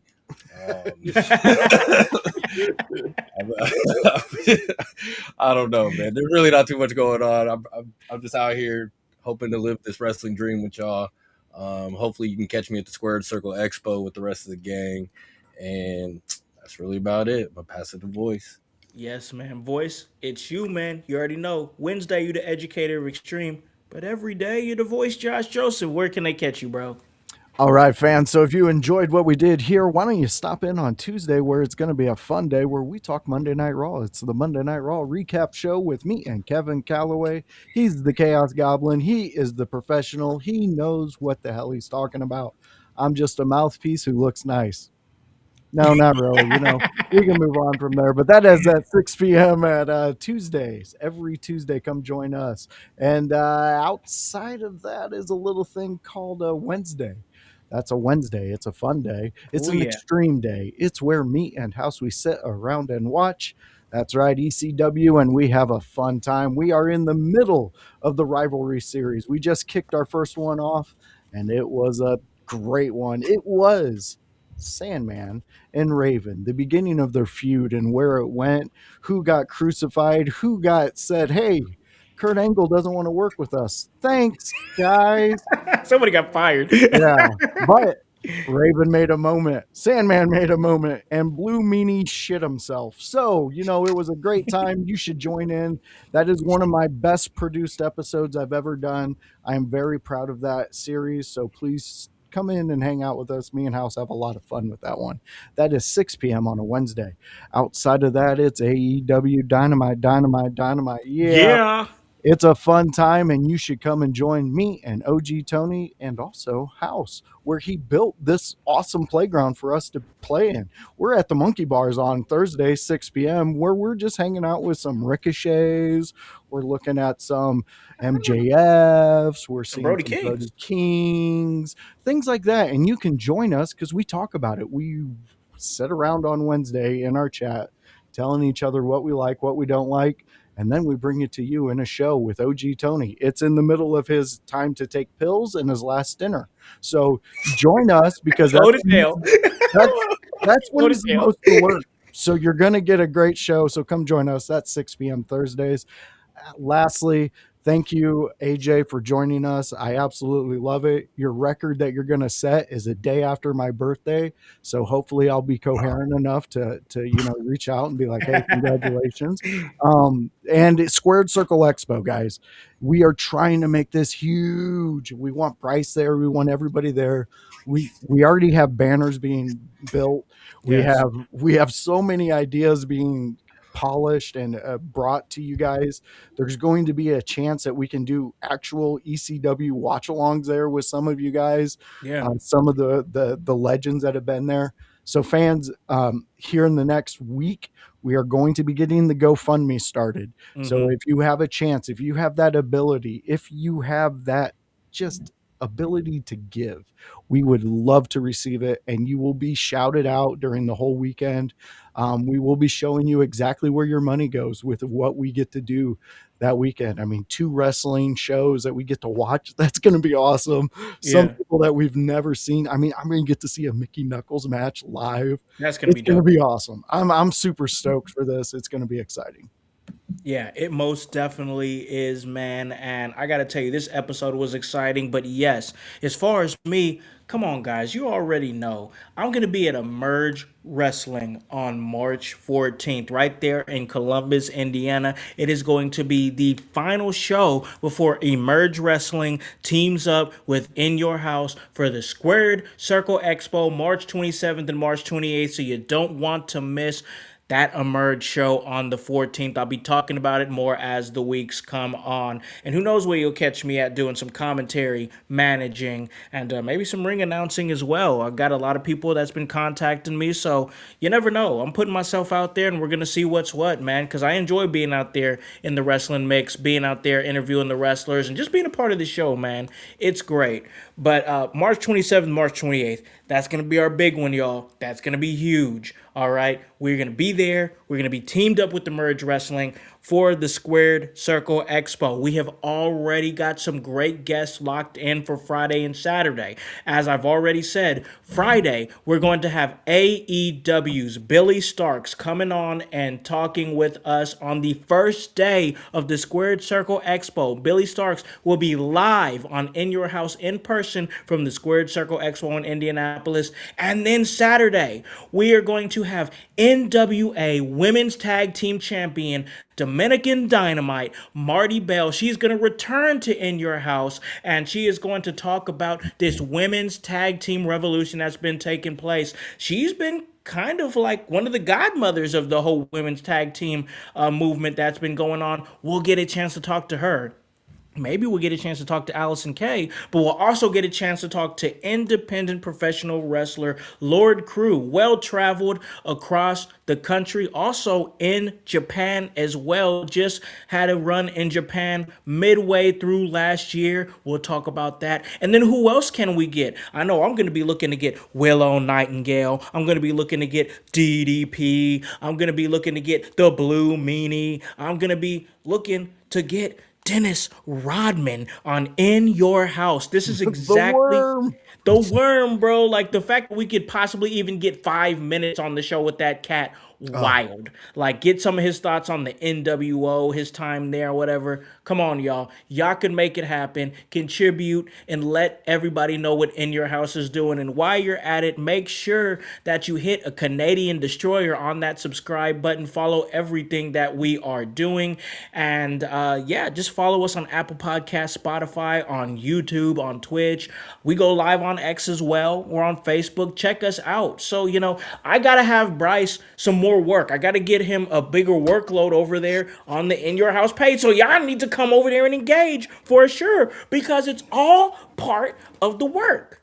And that's HOWSE, and the W stands for work. So for our great guest, my brother AJ1, for the producer of the show, The Voice, Josh Joseph, and social media manager Bryce York, and the whole team here at In Your House, I'm Alakon the Con Man House, here to remind you to tell a friend, to tell a friend, to tell a friend, to hop on this bandwagon. Get on or get gone, because the household still going mighty strong. You guys have a great day and a great rest of your week. Peace. Peace. Yeah. In your house with O'Con. Hey, O'Con in your house. Hollywood in your house. Hypocrisy's head in the clouds. Curating all kind of loud. Wrestling in front of the crowds. Paragon's holding it down. Anybody can get it. Guys